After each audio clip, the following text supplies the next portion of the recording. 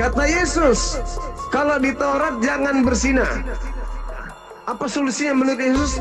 Cungkil matamu. Sebab lebih baik satu mata kau masuk ke dalam surga daripada dua matamu utuh tetapi dilemparkan ke neraka. Salam satu Tuhan.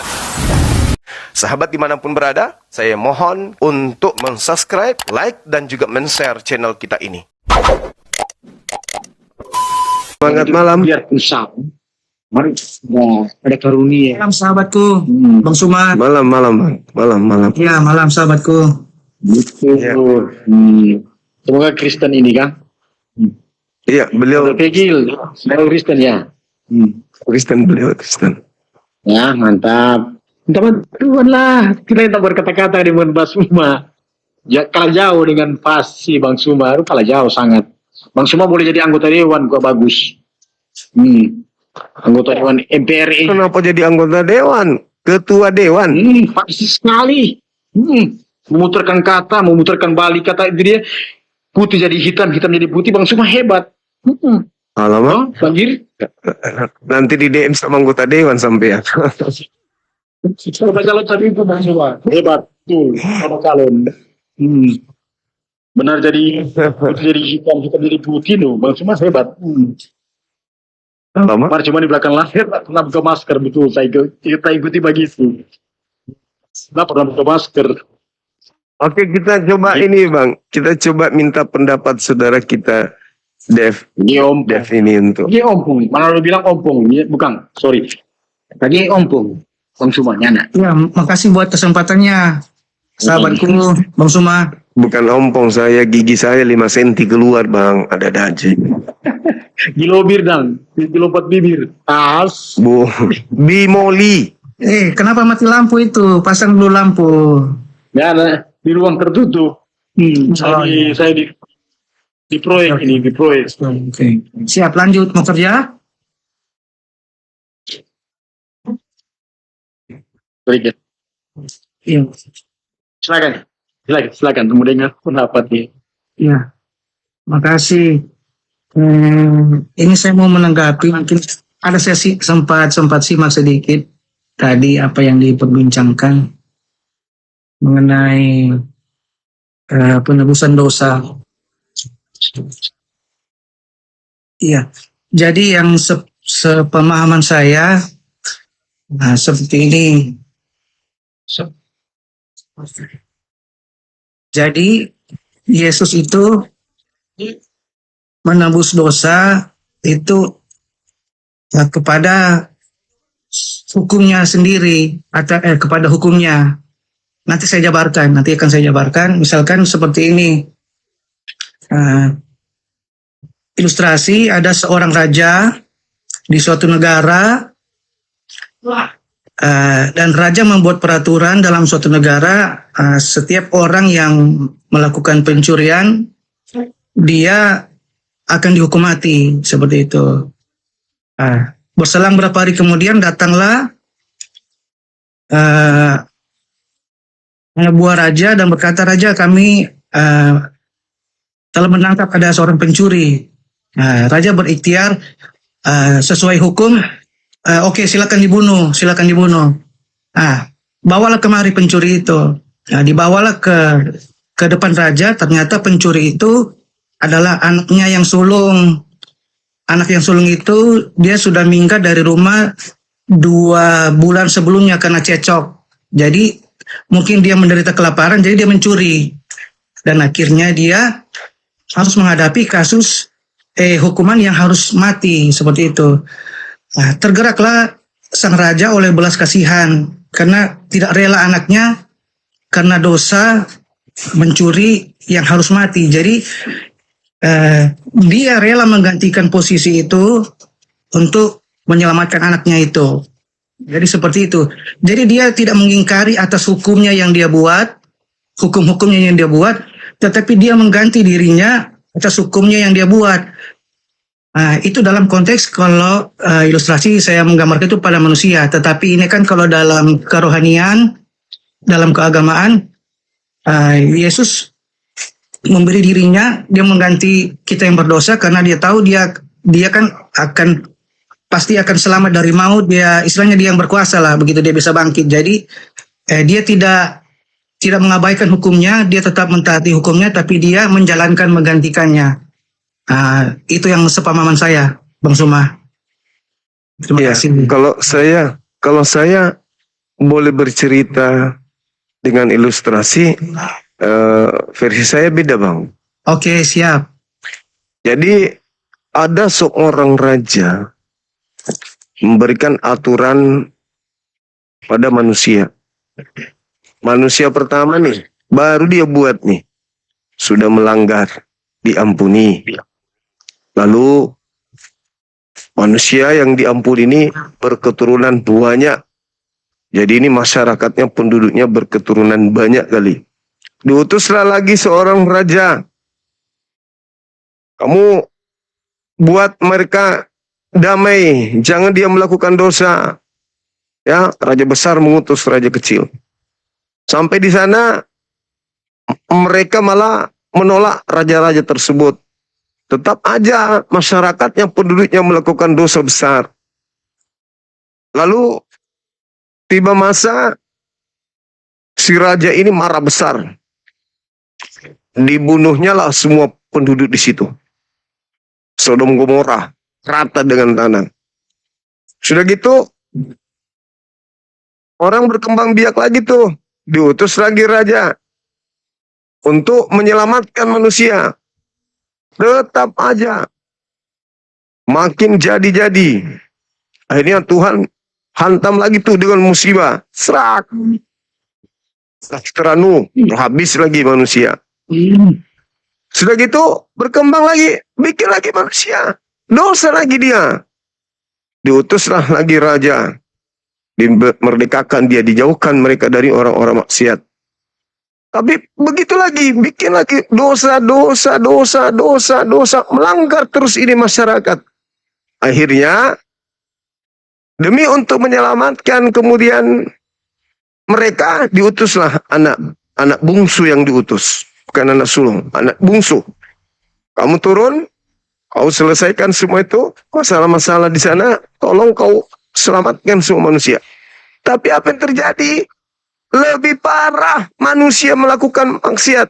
Maka sang raja yang turun kemudian berubah dirinya menjadi raja kecil. Sambil bawa pedang digereknya lehernya. Demi kalian semuanya, aku mati. Nah itu analoginya. Menurut pandangan saudara, ini raja gila atau waras rajanya nih?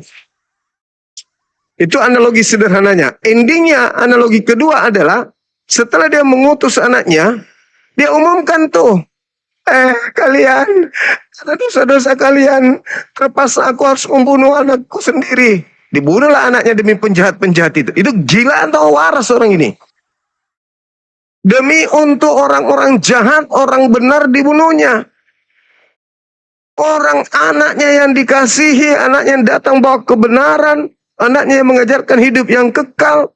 Begitu orang-orang nggak percaya ke dia, dia turun. Ya udahlah kalau begitu supaya kalian puas. Nih, tengok anakku nih, ku tebas lehernya, mati anaknya. Nah, puas kalian kan? Kalian ku selamatkan ya, karena sudah aku bunuh anakku. Ini orang gila ini. Ini bukan orang waras, ini bukan Tuhan. Tuhan yang benar itu adalah ketika orang-orang berbuat dosa, sudah datang kepadanya Nabi, sudah datang kepadanya Rasul, sudah dikasih mereka kemudian nikmat, tetapi tetap ingkar, malah mengikuti iblis, diratakan sama Tuhan. Itu yang benar. Bukan malah orang yang berdosa dipelihara, lalu orang benar jadi tumbal. Itu pengajaran Dewa Molok itu, Bang. Jadi kalau konsep yang abang lakukan ini benar, sekarang orang pada bermaksiat lagi tuh, Bang. Korupsi di mana-mana, pelacuran di mana-mana, perampokan, pembunuhan di mana-mana. Harusnya Tuhan turun lagi tuh, bunuh diri lagi. Nanti 1000 tahun ke depan ada lagi yang melakukan begitu, turun lagi tuh Tuhan, bunuh diri lagi. Kalau itu yang terjadi. Tapi ada konsep yang sudah ditawarkan oleh para nabi, ditawarkan oleh para utusan, termasuk Yesus. Apa itu bertaubat? Kenapa nggak dipakai konsep itu? Tuhan itu maha penyayang, Tuhan itu maha pengasih, dan Tuhan itu maha adil. Masakan kita yang bermaksiat, kita yang hamili orang lain itu harus nikahi. Gimana ceritanya adilnya itu? Ya nggak bisa dong. Yang melakukan itulah yang harus bertanggung jawab, bukan orang lain. Terus orang Kristen ini, saudara-saudara saya Kristen ini, kenapa kayak merasa jauh dari Tuhan? Sampai harus pakai perantara, harus pakai kurir Yesus jadi perantara. Kenapa nggak langsung? Apakah Tuhan Anda itu tuli? Tuhan Anda buta? Tuhan Anda itu kejam? Kan tidak. Tuhan maha melihat, Tuhan maha mengetahui, Tuhan maha mendengar. Tinggal datang kepadanya berbisik lirih. Wahai Dikau yang menciptakan aku, berilah aku petunjuk. Aku buta, aku nggak tahu kebenaran. Tuntunlah aku kepada kebenaran itu. Aku mohon lindungi aku dari segala dosa-dosa dan kekejaman kemaksiatanku. Tuhan mendengarkan. Tuhan sudah selesai, tuntas sudah. Ini kok harus ada korban, harus ada tumbal. Sedangkan kalau kita belajar tentang tumbal, korban, yang lebih dulu melakukan korban itu adalah orang Yahudi. Sederhananya begini, Bung. Kalau pola yang dianut Kristen ini benar, maka orang Yahudi ketika mereka ingin menebus dosanya, maka domba atau kambing atau sapi itu disalib. Sapinya disalib. Terus, kalau memang betul itu adalah untuk menebus dosa seperti polanya Kristen, domba, sapi yang sudah disembeli untuk dosa-dosa mereka itu, hari ketiga kudu bangkit semua. Dan orang Yahudi kudu menyembah penebus dosa mereka. Wajib hukumnya. Contoh, Keluaran 29 nomor 14. Imamat 1 nomor 2. Katakanlah kepada orang Yahudi, bila mana mereka melakukan dosa dan ingin menebus dosa, hendaklah mereka mengorbankan domba, kambing, sapi, lembu. Pertanyaannya, benarkah yang menghapuskan dosanya itu adalah sapi tersebut? Bukan. Yang di atas. Kenapa mereka tidak menyembah sapi yang telah menebus dosanya? Karena mereka tahu ini adalah syariat, aturan yang diatur oleh Elohim. Bukan dia yang menghapus dosa saya. Kan, tapi Elohim ini hanya syariat, ini hanya hukum. Tuhan kasih petunjuk. Jika katakan kepada orang Yahudi, Imamat 1 nomor 2. Apabila mereka hendak menebus dosa mereka, agar mereka mempersembahkan domba, kambing, sapi, lembu. Itu syariat. Ditebaslah sapinya, mati. Setelah ditebas sapinya, terhapus gak dosanya? Terhapus. Muncul pertanyaan, yang menghapus dosa sapi, lembu yang disembelih atau Tuhan? Tuhan. Berarti sapi ini hanya sebab musabab. Nah, kenapa orang Kristen tidak mikir ke situ? Kalau memang Yesus ini adalah Tuhan atau manusia yang harus mati menebus dosa, bukan Yesus yang menghapus dosanya, tetapi Elohimnya. Jangan sembah Yesus. Sebagaimana orang Yahudi tidak nyembah sapi. Mereka ditebus dengan sapi, mereka ditebus dengan domba, mereka ditebus dengan kambing. Ada mereka nyembah kambing? Oh kambing, karena kau menebus dosaku, aku sembah kau ya, permisi kambing. Ada? Nggak ada. Loh kok ini orang Kristen? Yesus anak orang, nebus dosa mereka. Yang dituhankan Yesus. Harusnya berterima kasihnya begini. Ya Bapa yang ada di surga, terima kasih. Kau telah mengutus anakmu untuk mati demi dosa-dosa kami. Buang, sudah selesai. Lupakan sebagaimana orang Yahudi melupakan kambing, sapi yang mereka gunakan darahnya untuk menebus dosa mereka. Begitu juga lah harusnya Kristen. Jangan malah Yesus yang disembah. Menyembah Yesus sama dengan Yahudi menyembah sapi. Menyembah kambing. Menyembah, kalau Keluaran 29:14 ya menyembah kotoran sapi malah. Itulah cara-cara yang tidak rasional dan juga tidak alkitabiah. Silakan. Bang Suma kasih tanggapan nih. Gimana ini dia? Tunggu. Apa sih? Siapa nih? Bang Suma dikasih kata. Bang Suma udah bilang terakhir begini. Menyembah Yesus bukan menyembah, harus bersyukur kepada ya Bapa, terima kasih Engkau telah mengutus untuk kami Yesus dikorbankan. Ya begitu kira-kira ya. Ya, Iya, begitu kira-kira ya. Saya tanggapi ya. yes. Bang Ya. Suma harus tahu Yesus itu dengan Bapa satu. Berarti Bapak yang semua ini ceritanya nih. Lebih parah lagi nih. Harus Maaf ya, kehilangan Tuhan kita. sama bersyukur kepada Bapa karena Yesus itu Aduh. dengan Bapa satu. Mati Bapak, mati. Ilahi mati. Bersyukur kepada Bapa kepada Yesus. Aduh, jangan. Itu pemahaman berbeda. Bang Suma itu. Berarti menyalip, Amin. berarti menyalip Yesus, menyalip Bapak. Iya. Hancur, sudah hancur. Bang Suma tidak paham itu. Bang Suma tidak paham. Yesus itu adalah firman dari Bapa. Firman itu jadi manusia. Oh, Itu yang keren. DP, Sendiri. yang Bang Suma tidak paham. Itu Bang Suma yang nggak paham. Jadi Bang Suma sampaikan tadi bukan bersyukur kepada Yesus, melainkan bersyukur kepada Bapa.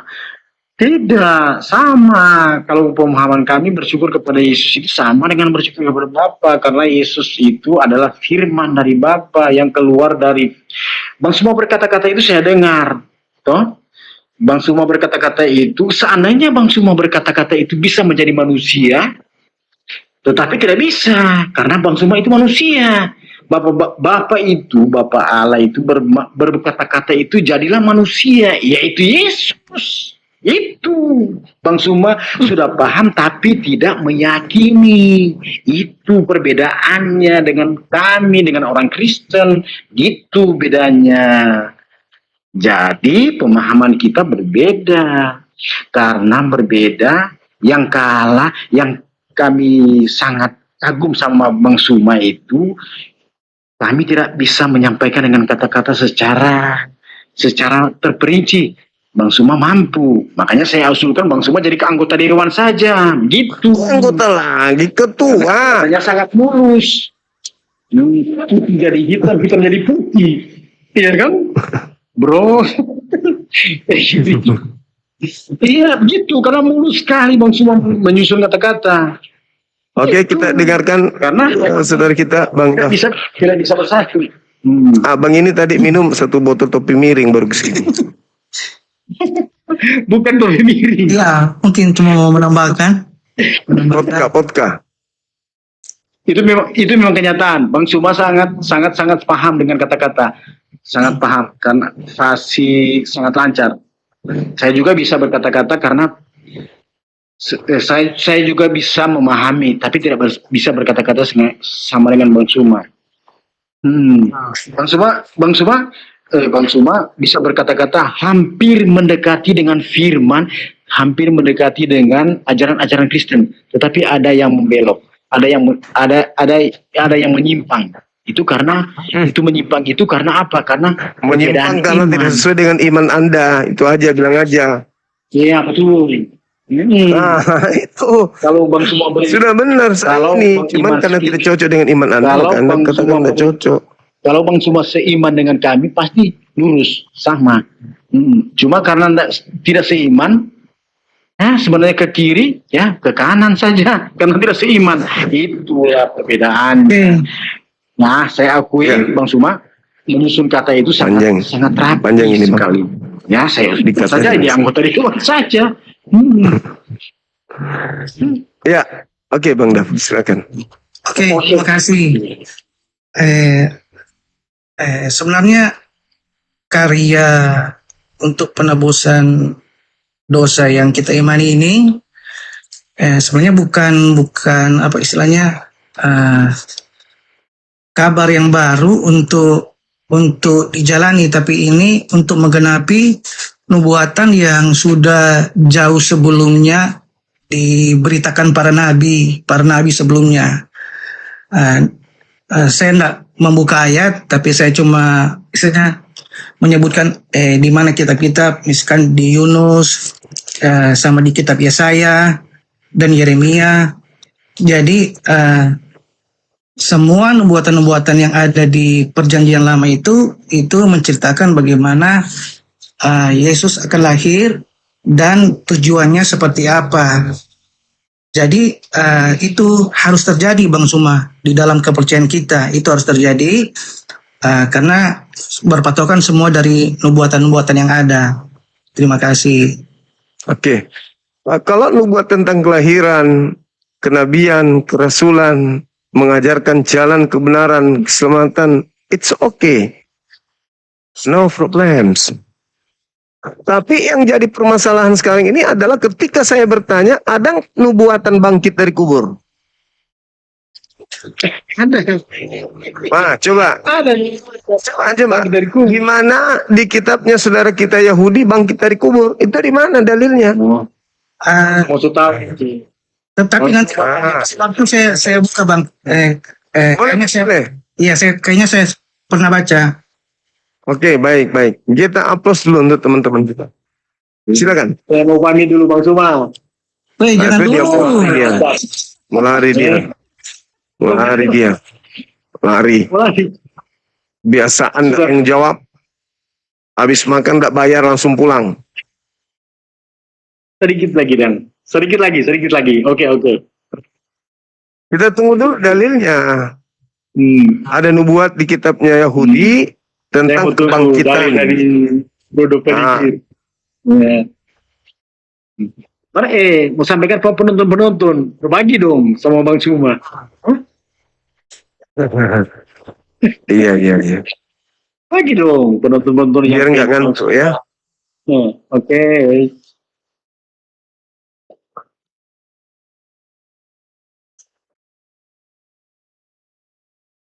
Bang Suma take per check, turun dulu saudara. Kita orang bersaudara, iyalah. Masalah kita cuma beda akidah aja, Bang. Saudara tetap saudara. Kelahiran ada. Penginjilan ada. Mengajar ada. Mesias Almasih ada. Orang diurapi ada. Penunjuk jalan keselamatan ada. Gembala ada. Lahir dari seorang perawan ada. Tapi bangkitnya Kuasai semua ini itu. di mana Makanya itu saya- tertulis di kitabnya Yahudi? Bang Suma kuasai itu semua. Saya yakin. Saya tahu latar belakang Bang Suma. Bang Suma tahu. Bang Suma yakin semua. Saya yakin Bang Suma tahu semua itu. Makanya saya tanya tadi, Bang Suma mau tanya balik. Dapat di mana itu? Saya sudah tahu, Bang Suma tahu itu.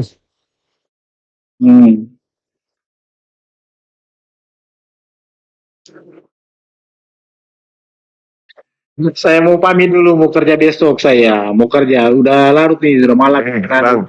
Bang, wajah yang pagi masa dikalah sama wajah. Bang, panjang umur, sehat selalu, berkati terus. Thank you, I love you. Waria pulang subuh, situ pulang cepat. Kalau dia kalah. Oke, Bang Suma, ini kayaknya Silakan. bagian-bagian kitab yang menjelaskan tentang nubuatan untuk Yesus, gitu. Bangkit. Ada di itu kita baca dulu apakah ada, Ya. tapi Boleh. bisa dimaknai ke sana. Kalau menurut saya bisa dimaknai ke sana karena ini kan sudah kepercayaan kita, ini adalah nubuatan istilahnya. Tunggu saya baca dulu Oke, ya. boleh. Iya, saya baca dulu. Silakan. Yunus 1 ayatnya yang ke-17. Maka atas penentuan Tuhan datanglah seekor ikan besar yang menelan Yunus, dan Yunus tinggal di dalam perut ikan itu 3 hari 3 malam lamanya. Jadi sudah 3 hari 3 malam lamanya. Jadi Yunus ini dalam percayaan kita digambarkan juga suatu nubuatan yang akan terjadi di dalam pribadi Yesus yang diceritakannya. Baru itu lagi Jadi 3 hari. Baru itu dalam Hosea, Hosea 6 ayat 2, ia akan menghidupkan kita sesudah 2 hari dan pada hari ketiga ia akan membangkitkan kita dan kita akan hidup di hadapannya, gitu. Baru itu Keluaran, bukan tadi ada Yesaya. Aduh, apa itu keluar lagi?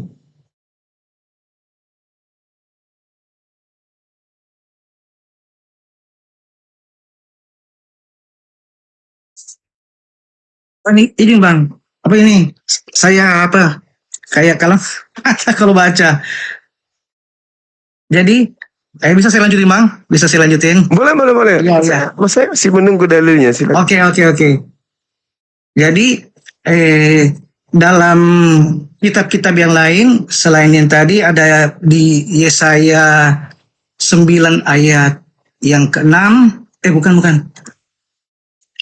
Di dalam Yesaya dan di dalam Yeremia ada juga nubuatan tentang Yesus. Jadi semua bercerita tentang pada hari ketiga dia akan bangkit di hari ketiga. Di mana? Di mana? Di Yesaya dan di Yeremia. Yesaya berapa? Iya. Yesaya berapa? Iya, tunggu. Lanjut dulu Bang Suma, kalau mau sharing nanti saya sebentar cari-cari dulu Bang Suma. Oke, baik. Jadi kalau saudara mengambil Yunus 1, itu kan istilahnya ini kan bukan nubuat, ini kan cerita nih. Cerita tentang Yunus. Yunus kan mengalami itu, jadi itu kan nubuat. Yunus mengalami Yunus mengalami, dan satu hal yang perlu dipahami, Yunus tidak mati. Yunus hidup dalam perut ikan. Berbeda dengan Yesus. Dia mati. Yohanes 19:30, setelah dia mencicipi anggur asam, lalu dia berkata, sudah selesai, lalu matilah dia. Mati, Yunus gak mati. Beda. Kemudian Bung, coba Anda perhatikan dengan seksama ketika kita membaca dalil, apa tadi? Hosea 6. Nomor 2 itu kita. Bukan bicara Yesus, kalau kita itu kan jamak. Tidak ada hubungannya. Kita itu bercerita orang banyak. Telah memukul dan yang telah membalut kita. Nomor 2-nya dikatakan apa di sana? Akan menghidupkan kita. Bukan Yesus yang dihidupkan. Sesudah 2 hari pada hari yang ketiga, ia akan membangkitkan kita. Dan kita akan hidup di hadapannya. Kita. Gak ada hubungannya Bang. Jadi saya belajar Bible itu dari tahun 2008 sampai tadi pagi. Saya masih ngulik-ngulik. Tidak ada saya temukan data tentang nubuat bangkit dari kematian Yesus itu. Kenapa saya belajar dari sampai ke situ? Saya pernah membaca Lukas 24, Bang. Lukas 24 nomor 44, 45, 46 dikatakan begini. Aku harus pergi meninggalkan bumi ini sesuai dengan apa yang tertulis tentang aku di dalam kitab Taurat. Nomor 36-nya, Mesias akan bangkit pada hari ketiga di antara orang mati. Saya cari di Taurat itu nggak ada. Nggak ada di Taurat, nggak ada. Jadi penulis-penulis Perjanjian Baru ini itu tidak terlalu gimana kali dengan Perjanjian Lama. Sehingga dia mengatakan ada tertulis di Taurat, nggak ada di Taurat. Ada tertulis di Mazmur, nggak ada di Mazmur.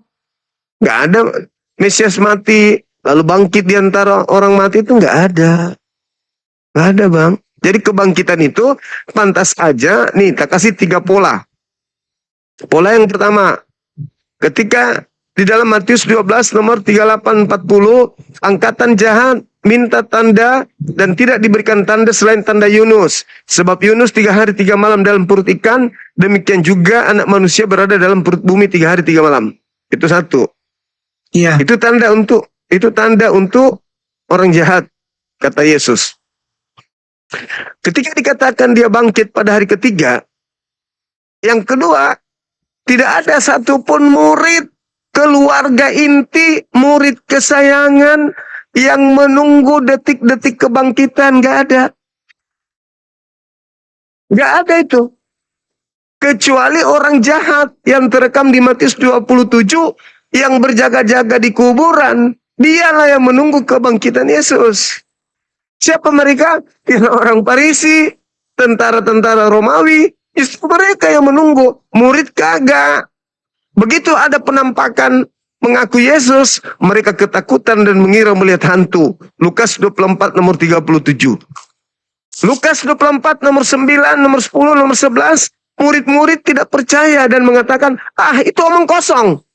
Mereka menganggap apa yang diberitakan kepada mereka bahwa Yesus tidak ada di kubur, hanya ada kain kafan. Apa katanya?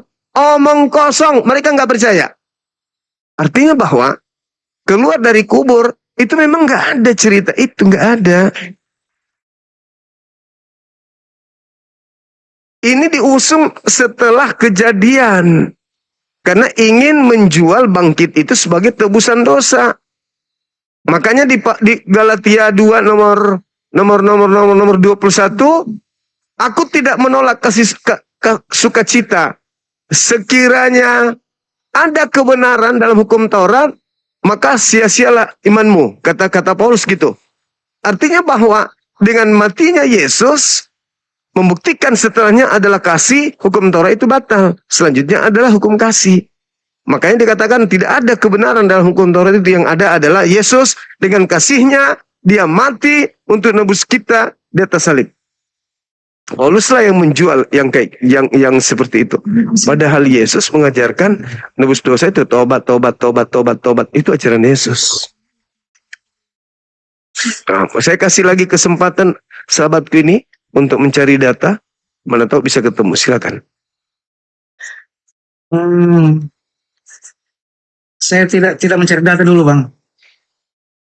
Silakan. Pak, jadi Silakan. saya menanggapi dulu. Kalau Silakan. memang kalau di zaman dulu kan untuk penghapusan dosa, kalau di Bible itu memang harus dilambangkan dengan korban, Bang Juma. Dilambangkan dengan korban.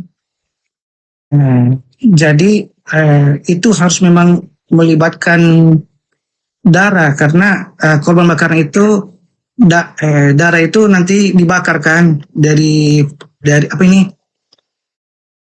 tata cara korban begitu. Nanti Allah dalam bentuk api itu kan dia melahap kan. Abang pernah bacakan dalam perjanjian lama seperti itu kan konsep apa ini pengampunan dosa. Jadi memang harus berhubungan dengan darah. Jadi begitu juga dalam mengampuni dosa kita. Kalau dalam kepercayaan kita memang Yesus harus lewat darah juga, Bang. Jadi di korban karena dia pembuat hukumnya. Jadi tanpa membatalkan hukum-hukumnya semuanya itu, dia rela, Bang, untuk menggantikan itu. Seperti itu. Bung, kalau kita lihat di dalam Imamat 18 nomor 21, itu ngeri loh itu. Kata Tuhan di sana,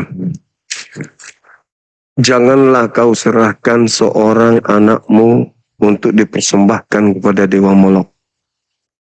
Imamat 20 nomor 3, aku sendiri akan menentang orang itu dan akan melenyapkan dia dari tengah-tengah bangsanya karena dia mempersembahkan seorang anak manusia kepada dewa Molok.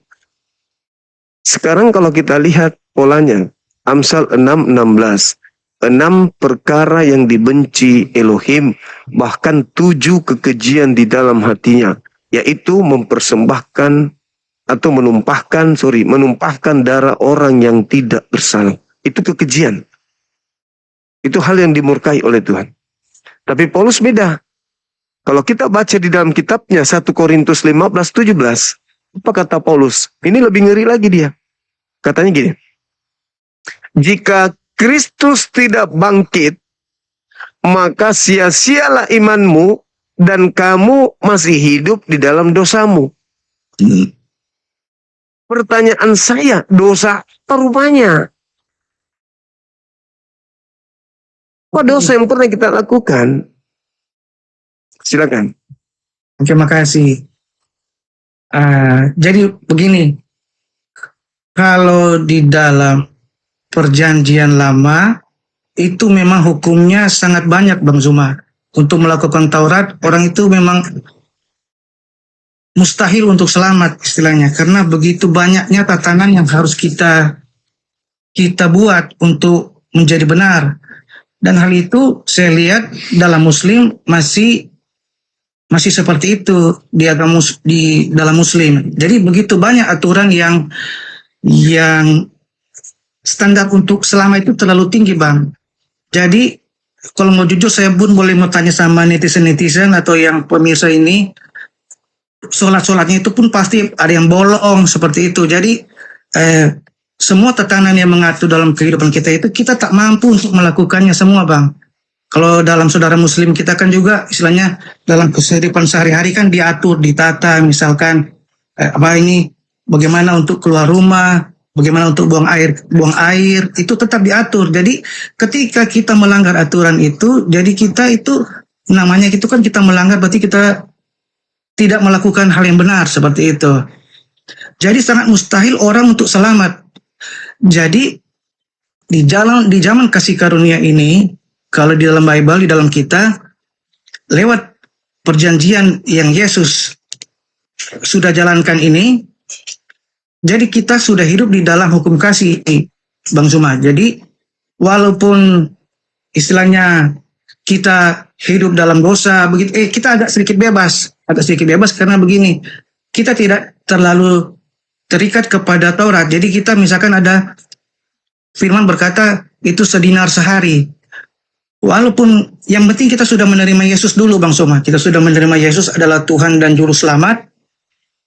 Kalau kita istilahnya lagi hidup dalam dosa, kita celaka, dan kita belum langsung meninggal, kita masih ada waktu hidup setengah jam, kita menyadari dosa kita minta maaf, itu diampuni Bang Zuma, seperti itu.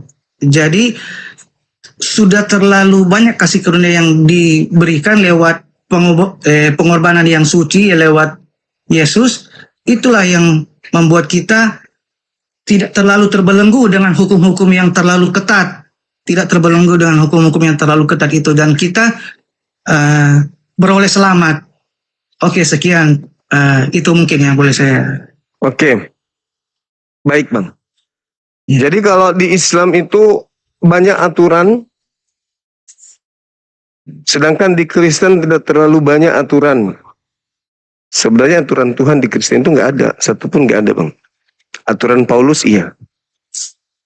Nah gini, sekarang gini Bung, ada hal yang sangat-sangat besar yang Tuhan sudah persiapkan untuk kita, yaitu surga. Untuk membahagiakan kita surga, untuk membinasakan kita adalah neraka.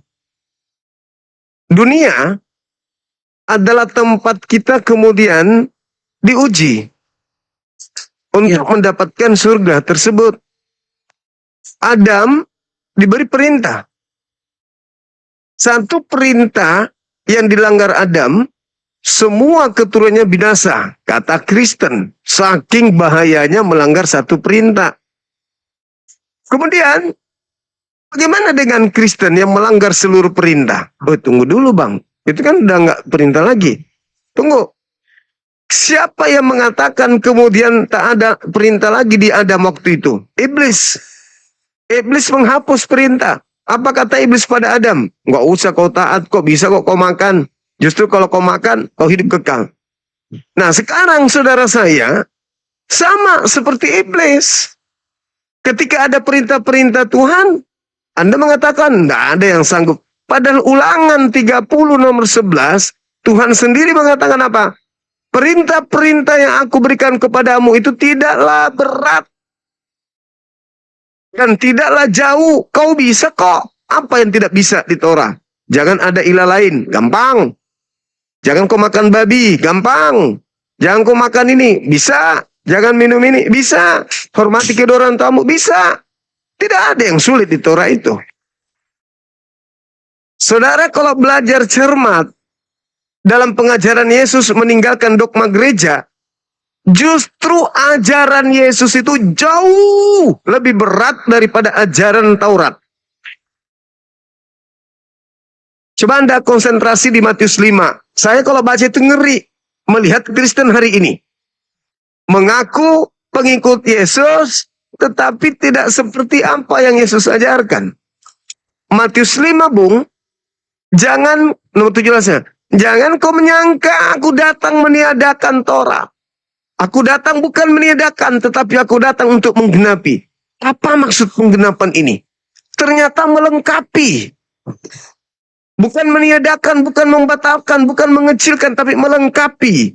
Maka data nomor 20-nya dikatakan, jika hidup keagamaanmu tidak lebih benar dari ahli Taurat dan orang Farisi, kamu tidak akan masuk surga. Kuncinya itu di situ, Bang. Kalau hidup keagamaanmu tidak lebih benar dari ahli Taurat, daripada dan juga orang Farisi, kamu tidak akan masuk surga. Loh, kenapa bisa? Yesus, ya, yang lebih benar dari hidup keberagaman ahli Taurat adalah lakukan seluruh ini. Disebutlah Yesus. Mulai dari 21 sampai pada nomor 48. Lakukan. Paling bawahnya apa? Kamu harus sempurna sebagaimana Bapa di surga juga sempurna. Kata Yesus, kalau di Taurat jangan bersinah. Penggenapanku lebih benar dari itu. Apa? Memandang wanita dan mengingini di dalam hatimu, kau sudah bersinah. Apa solusinya menurut Yesus? Cungkil matamu. Sebab lebih baik satu mata kau masuk ke dalam surga daripada dua matamu utuh tetapi dilemparkan ke neraka.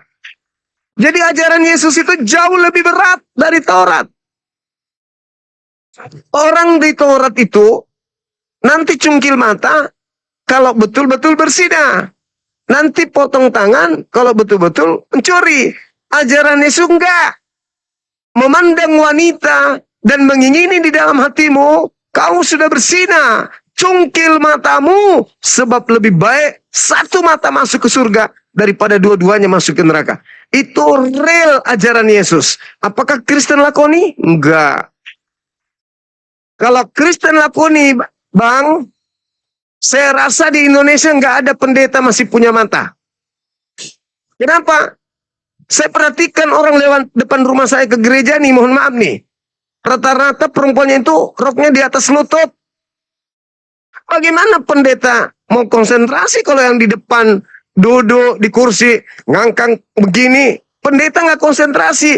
Air liurnya tenggorokannya kering bukan karena khotbah, tapi karena ditelan lihat paha. Apa kata Yesus? Cungkil mata.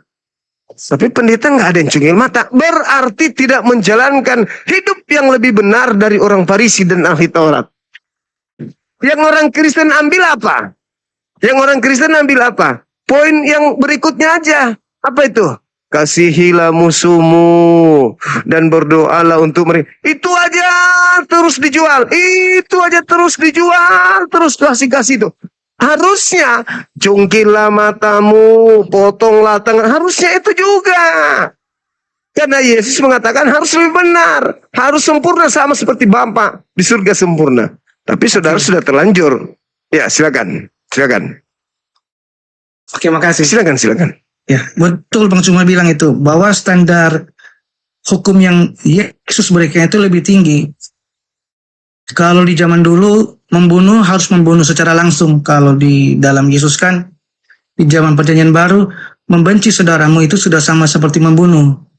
Jadi sebenarnya itu mewarning kita, jangan sampai kita melakukan hal itu. Dan kalau misalkan kita macam kayak hukum tadi, hanya memandang wanita dan mengingininya dalam hati, dia sudah bersinah. Seperti itu kan? Dia sudah bersinah. Jadi itu mewarning kita untuk menjaga mata.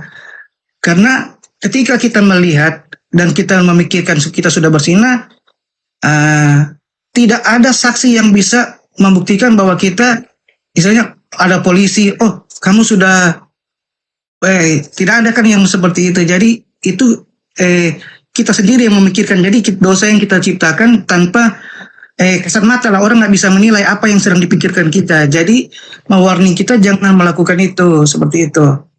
Tapi dari lepas semua itu, sebelumnya memang hukum Taurat itu ada banyak, bukan cuma 10 perintah Allah yang dalam batu Musa itu, tetapi poin-poin kecilnya banyak. Misalkan dalam kitab Injil, dalam Matius sampai Yohanes itu Yesus seakan-akan melanggar hukum Taurat yang ada. Dia menyembuhkan di hari Minggu, melakukan aktivitas. Dia duduk dengan perempuan berdosa.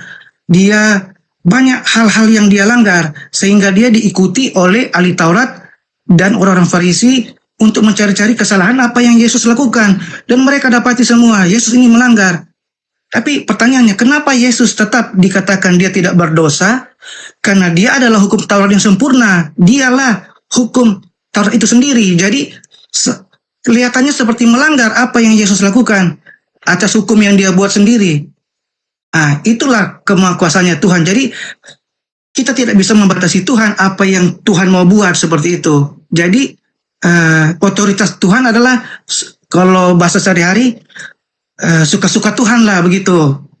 Jadi walaupun dia yang buat itu, tapi orang lain mau menuduh, tapi itu tetap dibuat dia.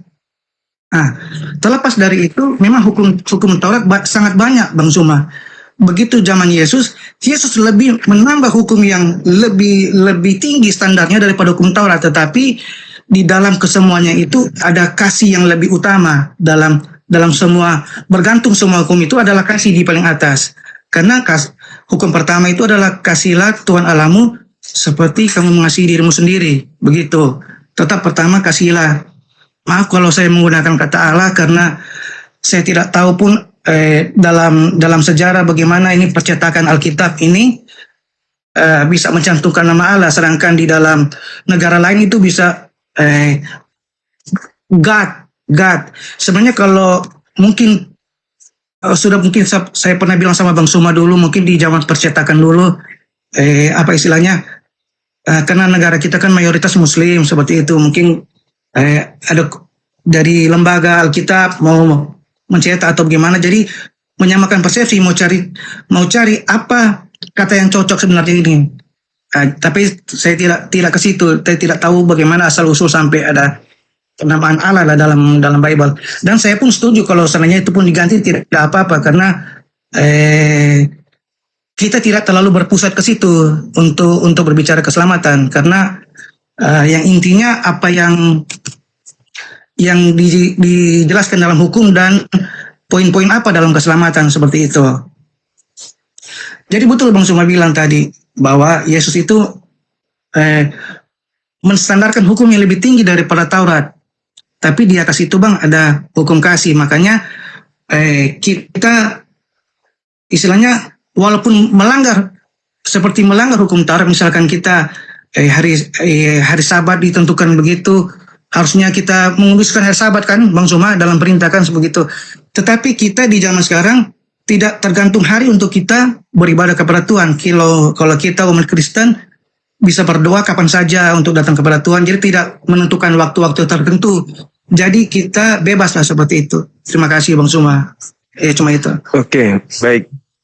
Yang pertama tadi terkait Yesus mengobati hari Sabtu atau Minggu atau apapun itu yang Yesus lakukan melanggar Taurat. Itu juga sudah ditegur sama orang-orang Farisi waktu itu. Boleh kita lihat di Matius 12. Apa kata Yesus? Dia mencontohkan bahwa tidakkah kamu baca di dalam apa yang dilakukan oleh Daud ketika ia dan mereka yang mengikutinya lapar. Apa katanya? Daud masuk ke rumah bait Tuhan dan bagaimana mereka makan roti sajian yang tidak boleh dimakan. Tetapi mereka memakannya, Daud memakannya, padahal Tuhan melarang. Tapi Daud memakan bersama dengan mereka yang lagi lapar. Artinya ada kondisi darurat. Ada masa darurat, dan yang pertama ada hukum yang tidak berlaku secara mutlak kepada nabi atau utusan. Sama seperti sebuah aturan hanya berlaku kepada umatnya, tapi kepada yang membawa aturan itu sendiri itu tidak berlaku. Contoh, ketika dikatakan kuduskanlah hari Sabat, Yesus malah mengobati pada hari Sabat. Kenapa? Yesus itu bukan manusia biasa. Dia itu adalah utusan Tuhan. Sama seperti Nabi Muhammad mengajarkan cukup maksimal 4 istri. Tapi dia istrinya lebih dari 4. Karena itu ada kemudian kelebihan di antara orang-orang yang diutus Tuhan ini. Sama seperti presiden. Presiden itu apa yang diberikan kewenangan atau fasilitas yang diberikan itu pasti di atas daripada masyarakat biasa. Jadi bukan melambangkan Yesus itu Tuhan karena dia melakukan hal-hal di luar daripada yang diatur Tuhan. Enggak. Itu yang pertama. Kemudian yang kedua, ketika membahas tentang aturan hukum Torah, apapun yang saya katakan dan saudara saya iakan, implementasi dalam kehidupan saudara Anda tidak lakukan. Bukan cuma saudara, semua Kristen tidak mempraktekkan hukum Torah itu. Berbicara mengenai kasih, kasih itu kan ada 2. Yang terutama dan utama. Terutama itu kan kasih kepada Elohim. Apa sih kasih ini kepada Elohim? Kasih kepada Elohim itu adalah taat. Taat kepada segala perintahnya. Ulangan 11 nomor 1, Yesua 55, Yesua 22 nomor 5. Yang disebut kasih kepada Bapa adalah melakukan dengan setia, terpaut pada aturan-aturannya, hukum-hukumnya, larangan-larangannya, dan tidak melanggar sedikit pun, tetapi melakukannya dengan setia. Itu yang disebut kasih kepada Elohim. Kasih kepada manusia, mengajarkan mentaati apa yang Elohim inginkan berlaku untuk manusia. Ajarkan kepada orang lain untuk melakukan hal yang sama supaya memperoleh hidup. Itu baru kasih. Tapi bukanlah disebut kasih membantu si miskin, membantu janda, memberi senyuman, menolong mereka. Bukan itu yang dimaksud. Itu semu. Karena itu sifatnya sementara. Kasih yang kekal itu adalah Matius 5 nomor 19. Barang siapa yang meniadakan hukum Taurat lalu mengajarkan kepada orang lain, maka dia akan menempati tempat terhina dalam kerajaan langit. Sebaliknya, kata Yesus, barang siapa yang melakukan segala perintah-perintah yang ada dalam Torah dan mengajarkan kepada orang lain, maka dialah yang akan menempati tempat tertinggi dalam kerajaan langit. Artinya, kasih bukan kasih semu, kasih yang benar, yaitu melakukan segala apa yang diperintahkan oleh Tuhan. Itu baru disebut kasih. Dan mengajarkan kepada orang lain apa yang diajarkan Tuhan, bukan malah menghilangkan. Itulah yang disebut kasih kepada manusia. Nah, sedangkan kalau misalnya nih, ada orang dimurtadkan, masuk Kristen, dididik apa mereka, orang yang murtad ini? Dididik meninggalkan perintah Tuhan. Kasih nggak itu? Enggak. Habis itu mereka dibekali bungkusan-bungkusan spermi, beras 5 kilo, gula, bagi-bagi ke warga. Itu bukan kasih. Itu bukan kasih, itu membinasakan. Mengajak orang lain meninggalkan Tuhan bareng-bareng, rame-rame, lalu saling membagi-bagikan harta yang sifatnya hanya duniawi. Itu membinasakan itu. Yang disebut kasih itu adalah mengajarkan dengan setia melakoni setiap jengkal perintah Tuhan dan menjauhi segala larangan yang Tuhan tidak suka. Itu baru disebut kasih. Itu baru kasih. Nah, sedangkan bagaimana saudara kami disebut kasih? Efesus 2:15, dengan matinya Yesus, Yesus telah membatalkan segala perintah Taurat beserta seluruh perintah-perintah yang ada di dalamnya. Jangan membunuh, jangan bersinah, jangan ini, jangan itu, jangan ini, jangan ini. Batal semua. Setelah dibatalkan, Paulus bikin aturan baru. Jangan membunuh, jangan bersaksi dusta, jangan bersinah, jangan. Ketika saudara saya Kristen tidak membunuh, taat kepada siapa? Kepada Tuhan? No, taat kepada Paulus. Sama-sama tidak membunuh, sama-sama tidak menyakitin. Tapi larangan jangan membunuh tadi yang dari Tuhan dibatalkan dengan darah Yesus. Lalu dia bikin aturan baru, jangan membunuh. Memang larangannya sama-sama jangan membunuh. Tapi ketika yang satunya diikuti, orang tidak membunuh, bukan ngikut Tuhan, tapi ngikut Paulus. Kenapa? Karena hukum Tuhannya itu dihilangkan dulu. Baru dia bikin hukum baru. Berarti ketika orang Kristen tidak membunuh misalnya, maka ketaatannya bukan kepada Tuhan, ketaatannya kepada Paulus. Maka Yesus mengatakan, Yohanes 8:37-44, orang-orang yang ingin Yesus mati adalah anak-anak iblis. Dan mereka anak-anak iblis ini melakukan kehendak bapaknya. Iblislah yang menjadi bapakmu dan kamu mau melakukan keinginan-keinginan bapakmu. Betul. Ketika Yesus dibunuh, maka apa yang terjadi? 13 surat Paulus siap untuk diajarkan ke seluruh manusia. Menjadi pengikut Paulus. Kasih Kristen itu kasih. Membantu orang. Tapi sayangnya bukan yang diajarkan Tuhan. Contoh nih Bang, contoh. Sedikit lagi. Anda coba lihat di dalam Ulangan 13.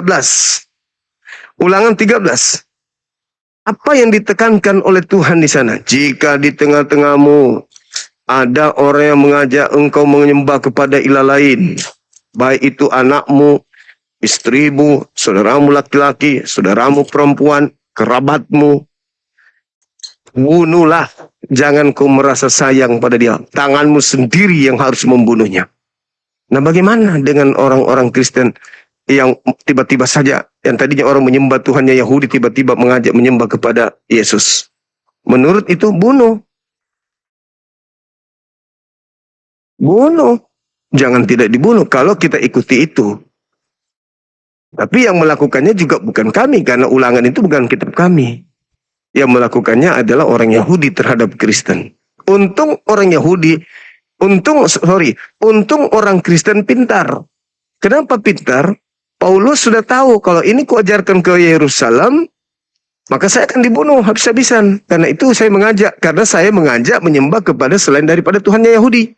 Maka suratnya untuk di luar. Maka dikatakan Galatia 1:15, aku diutus untuk non-Yahudi. Aku adalah rasul untuk non-Yahudi. Galatia 2:8, aku diutus kepada orang-orang yang tidak bersunat. Artinya Paulus ini pengecut juga dia.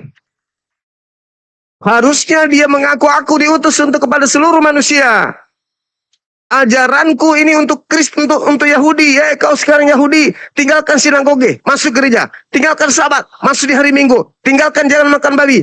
Makan babi. Harusnya gitu, tapi pengecutnya dia lari ke Roma. Di mana Roma memang pemakan babi. Di mana Roma memang ibadah Minggu. Dia lari ke daerah-daerah Kiliki, kemudian pergi di Antioquia, kemudian dia pergi di Yudea, ke Athena. Lah itu memang pemakan babi di situ. Memang orang-orang tidak bersunat di sono. Penyembah dewa-dewa memang di sono.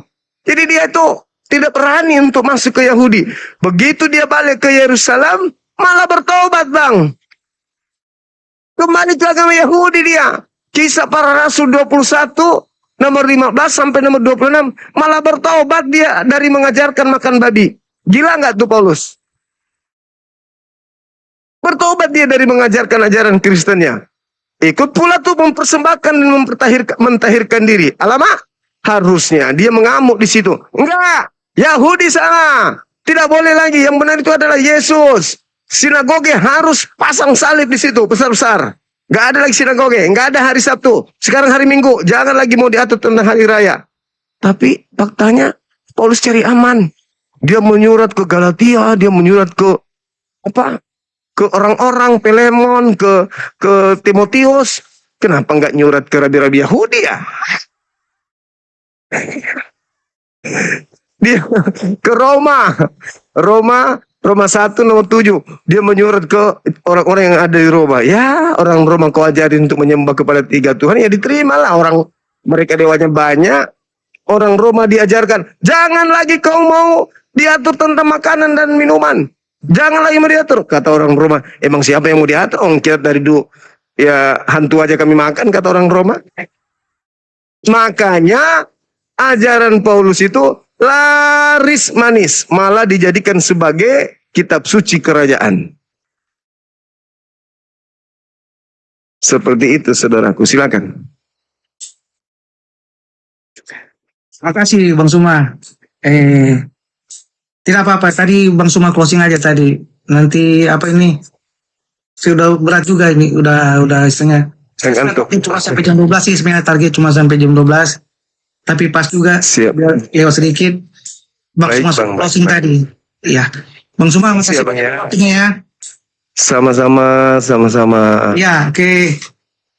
Oke, Sahabatku. terima kasih. Ya, ya. Malam-malam sahabat Malim, silakan. Nah, ini orang baik beliau ini. Bini juga orang baik, Masya Allah.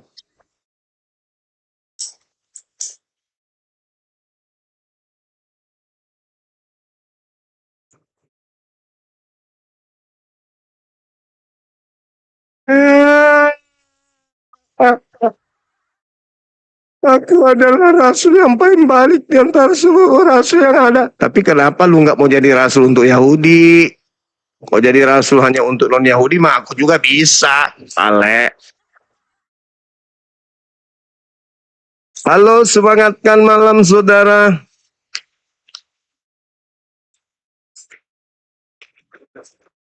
Woi. Woi. Halo, halo. Ya, halo juga, halo. Mana Bang? Bentar, Bang. Iya, Saya buka kameranya. masih ngobrol panjang sama yang sebelumnya. Oke, silakan. Ya, nyala lampu dulu. Oke.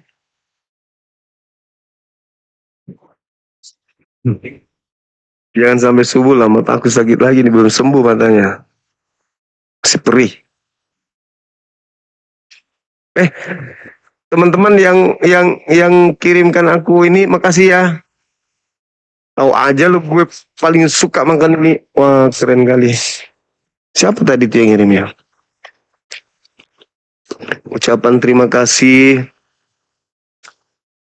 Ada siapa ini? Siapa ini pengirimnya?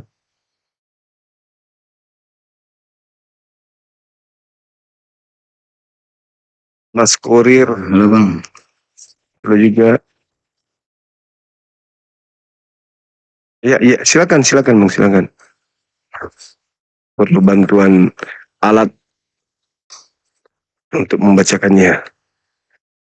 Wah, keren kali. Wah, Emira, Duku, Kupang, Timur. Makasih ya atas kirimannya ya. Surabaya ya. Mas Kurir ganteng, jangan dibanting ya. Isinya kue campur santet. Wah. Kocak, kepalamu lembek ya Bang. Mati ya. Bagus juga ini. Kurirnya diancam.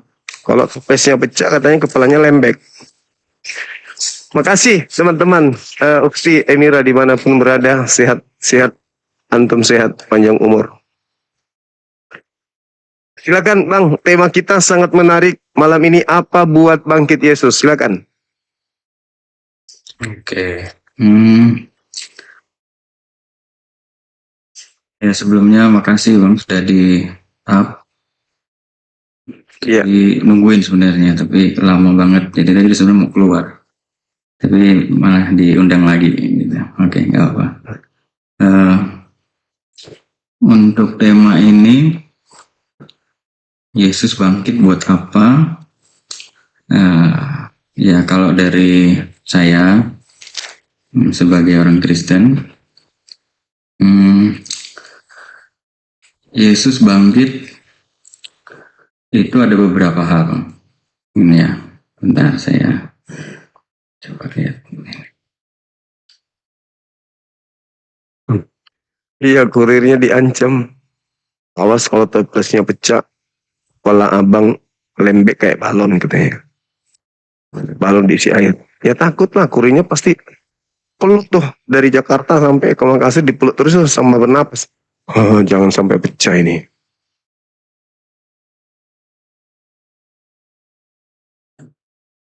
Ayo Bang, satu apa? Yang pertama kita catat di sini. Biar nanti kita bisa urai. Oke, yang pertama, Yesus bangkit buat apa? Iya. Yesus bangkit itu ya untuk membuktikan bahwa nubuatan tentang kebangkitannya itu benar-benar terjadi di perjanjian lama. Itu. Ini contoh misalnya di Matius 28 ayat 5 sampai 6. Di situ kan dia bilang, ia tidak ada di sini sebab ia telah bangkit sama seperti yang telah dikatakannya. Jadi kebangkitan di sini menunjukkan tentang apa yang sudah dinubuatkan sebelumnya atau yang sudah dia katakan sebelumnya bahwa dia akan bangkit.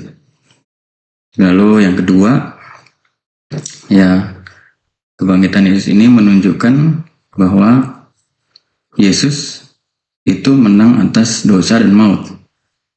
Gitu. Jadi dia benar-benar membinasakan maut. Yang ketiga, untuk menjamin keselamatan.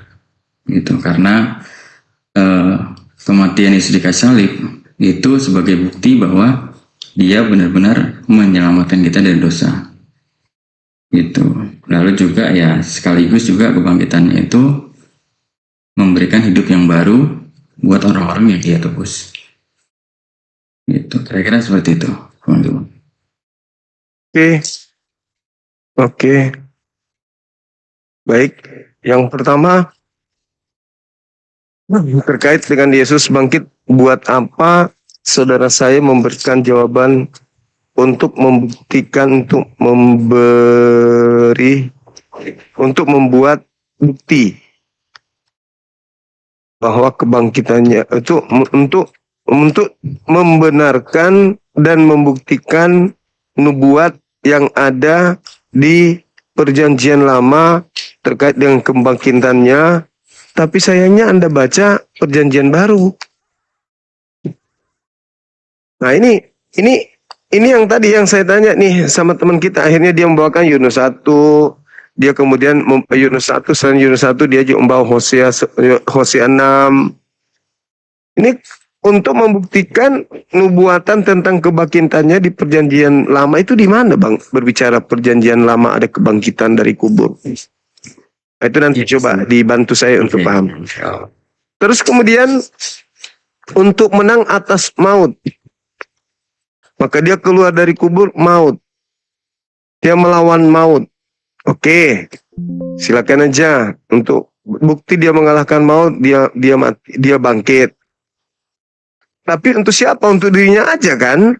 Bukan untuk orang Kristen. Kan orang Kristen mati aja, nggak ada yang hidup lagi. Bahkan kalau kita lihat di dalam Roma 8:10, barang siapa yang pada dirinya ada Yesus, maka tubuhnya memang mati karena dosa. Lah, berarti untuk apa Yesus mati kalau Kristen mati karena dosa? Coba Anda baca tuh Roma 8:10 tuh. Kalau ada Yesus di dalam diri seorang Kristen, tubuh Kristen memang mati karena dosa. Mati karena dosa. Kalau kami di Islam, illa wa antum muslimun, mati karena berserah diri kepada Allah, Muslim. Kalau Kristen mati karena dosa. Mati karena dosa ya neraka, Bang. Berarti Yesus mati dan Kristen mati karena dosa ya neraka. Kupikir Yesus Kristen mati karena surga atau apa. Ini mati karena dosa. Lalu memberi hidup kekal. Enggak ada itu, Bang. Itu hanya ajaran yang muncul belakangan. Kalau di dalam Yohanes 3 nomor 16, begitu besar kasih karunia Tuhan akan dunia ini sehingga ia menganugerahkan anaknya, barang siapa yang percaya tidak binasa melainkan memperoleh hidup yang kekal. Percaya, Bang, percaya.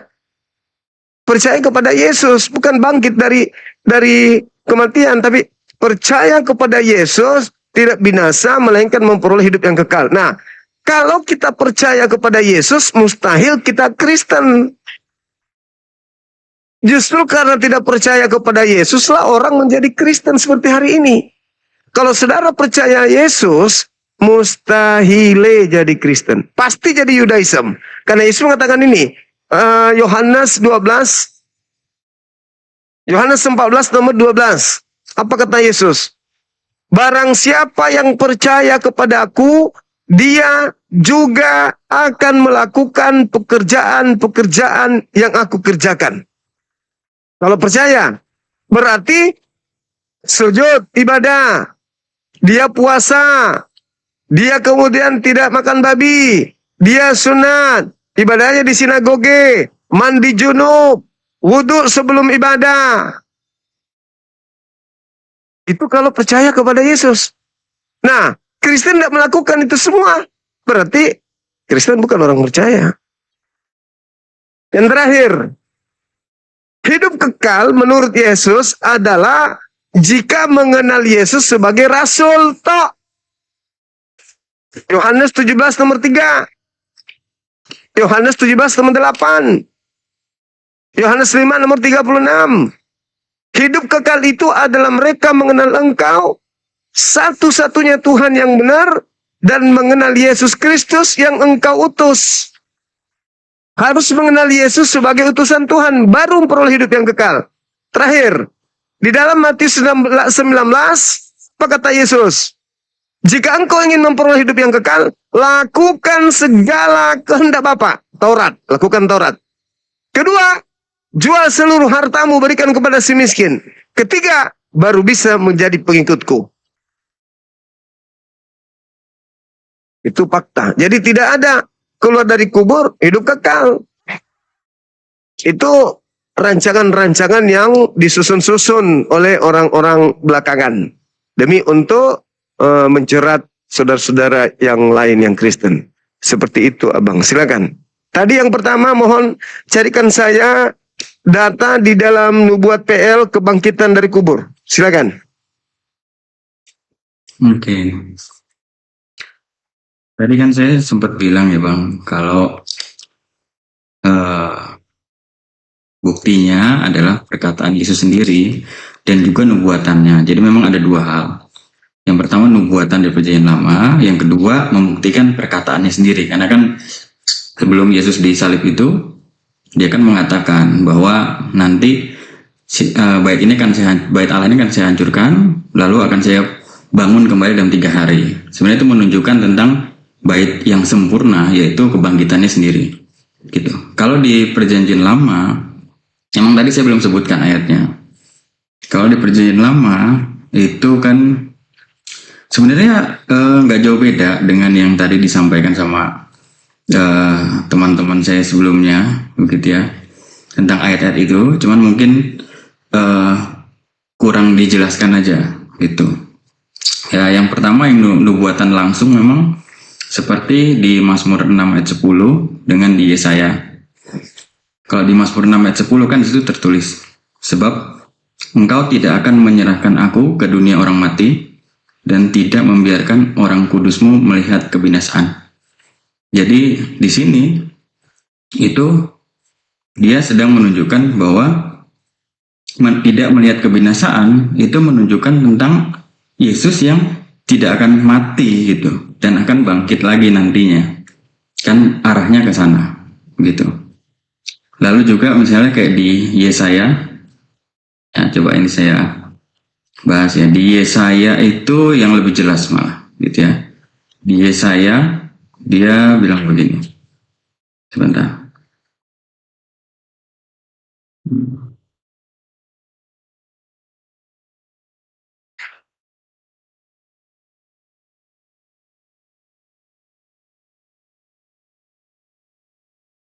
Nah, di Yesaya itu di Yesaya 53 gitu ya.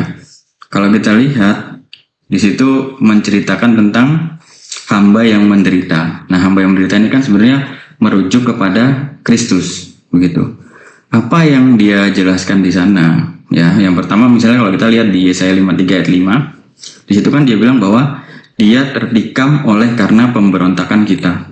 Dia ini kan pribadi itu yang sebenarnya merujuk kepada Kristus. Pemberontakan kita itu merujuk kepada dosa-dosa kita yang melawan Tuhan. Lalu di situ juga dibilang di ayat 10-11 tertulis, apabila ia menyerahkan dirinya sebagai korban penebusan salah, ia akan melihat keturunannya, umurnya akan lanjut. Ketika di sini dibilang umurnya akan lanjut, ini kan sebenarnya seperti pola ya. Dia menyerahkan diri, mati, lalu dia melihat keturunannya, setelah itu dibilang umurnya akan lanjut. Ini kan menuju kepada kematian, lalu kebangkitan gitu. Karena gimana mungkin orang mati jadi korban, tapi tetap bisa melihat umurnya lanjut, hidup. Artinya kan kebangkitan kembali. Jadi di situ sebenarnya seperti pola. Di ayat 3-nya, kalau misalnya Bang Zuma baca, itu tentang penolakan, lalu ayat 4 dan 5, penderitaan, lalu ayat 8 dan 9 itu kematiannya dia, dan ayat ke-10 dan 11 itu bicara tentang kehidupannya kembali. Jadi di ayat Yesaya 53 ini sebenarnya menggambarkan nubuatan tentang Kristus yang akan menderita di kayu salib dan bangkit. Begitu. Itu Bang Zuma. Iya, baik. Jadi kalau yang pertama tadi terkait nubuatan L, saudara membawa Mazmur. Di dalam Mazmur berapa tadi itu yang disebutkan pertama, Mazmur 6. Kalau Anda membaca Mazmur 6 kan tidak mungkin nubuatan itu cuma satu data, bukan? Tentu kalau perlu satu bab itu berbicara tentang Yesusnya. Nah, coba Anda baca di data nomor 7 atau nomor 8. Yesus di sana disebut bahwa mata Yesus itu mengidap penyakit sakit rabun. Apakah Yesus matanya rabun?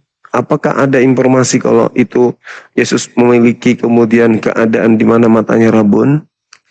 Lalu kemudian ketika Anda mengatakan semua musuhku mendapat malu dan sangat terkejut, mereka mundur dan mendapatkan malu dalam sekejap mata. Kalau saya melihat kebangkitan Yesus itu tidak ngefek kepada musuhnya. Kebangkitan Yesus tidak ngefek kepada orang Roma, pada orang Yunani. Itu nggak ada. Dan itu lagi-lagi mohon maaf, itu tidak berbicara tentang kebangkitan. Apatah lagi Yesaya 53.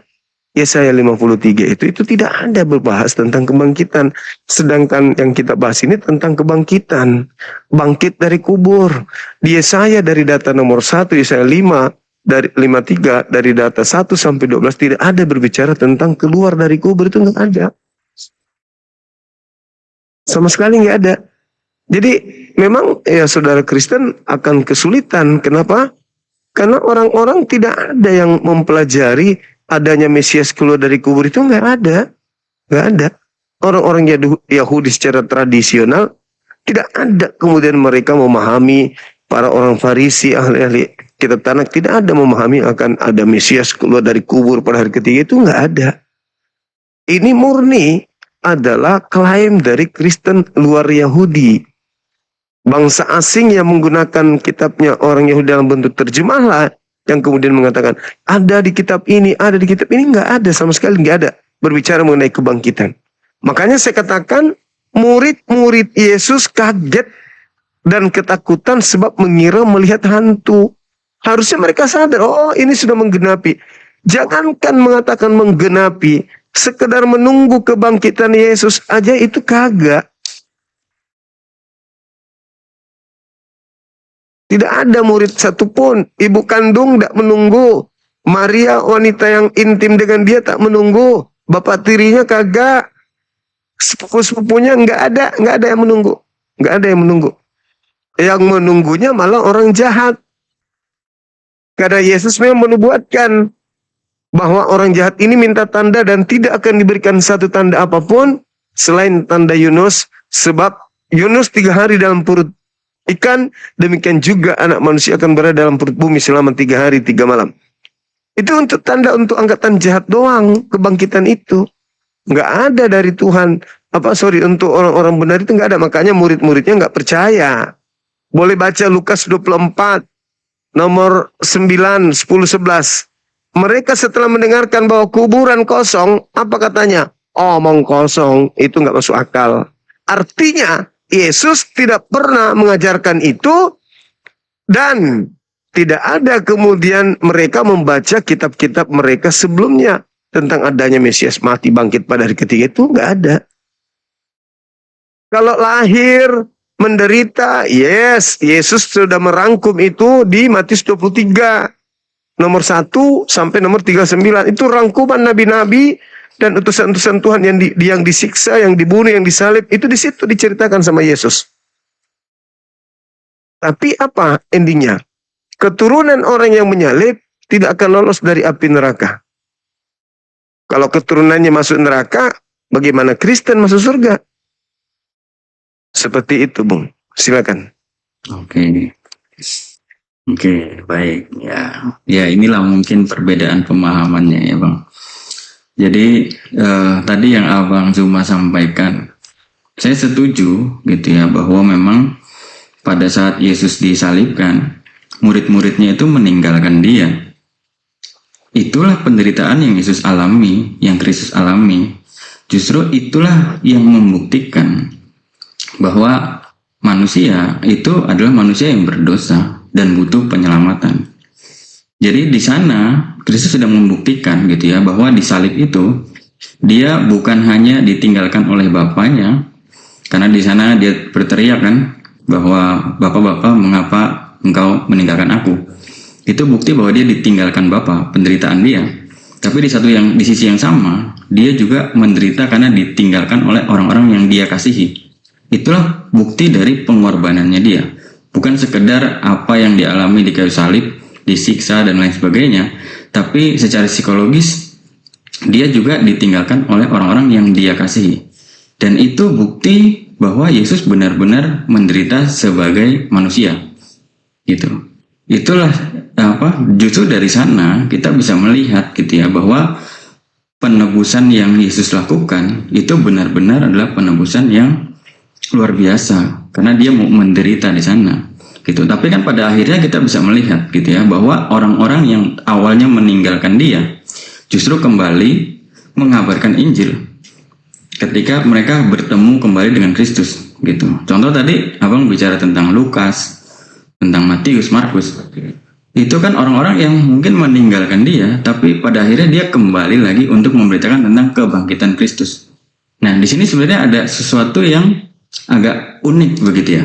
Mungkin orang-orang di luar Kristen akan berpikir gitu ya, oh ya mungkin wajar aja yang menuliskan Injil itu adalah orang-orang yang kenal Yesus. Dia adalah mungkin bukan mantan ya, dia murid-muridnya sebelumnya begitu ya. Jadi mungkin saja dia menceritakan berita bohong kepada orang-orang di sana lewat Injil-Injil yang dia tulis gitu, karena dia pengikutnya Kristus. Dia nggak mau nubuatannya Yesus atau perkataan Yesus itu seperti kebohongan. Jadi dia tulis, oh Yesus bangkit sesuai dengan perkataannya. Tapi kalau kita lihat gitu ya, bahwa murid-murid Yesus sendiri itu semuanya mati dengan ya mengerikan begitu. Artinya dia mati martir. Kalau misalnya orang menyampaikan suatu berita, tapi yang disampaikan itu adalah untuk dia dapat kekuasaan, dia dapat uang, dia dapat jabatan, ya mungkin masuk akal gitu. Tapi yang murid-muridnya lakukan ketika dia menuliskan Injil tentang kebangkitan Kristus ini adalah dia menggadaikan nyawanya sendiri untuk berita itu. Sehingga dari sini ya kita bisa ambil kesimpulan bahwa yang mereka tulis itu pasti adalah berita yang benar tentang kebangkitannya dia. Yang awalnya dia menolak, yang awalnya dia meninggalkan Yesus ketika Yesus mati di kayu salib, tapi terus dia kembali dan mati-matian memberikan nyawanya untuk mati demi berita tentang kebangkitan Kristus itu sendiri. Gitu sih Bang. Jadi ya itu yang buat kami percaya bahwa Yesus memang benar-benar bangkit. Iya. Lalu bagaimana dengan ucapan Yesusnya yang mengatakan bahwa sekarang juga dunia dihakimi, sekarang juga penguasa dunia akan dilemparkan keluar. Itu di mana ayatnya Bang? Yohanes 12:31.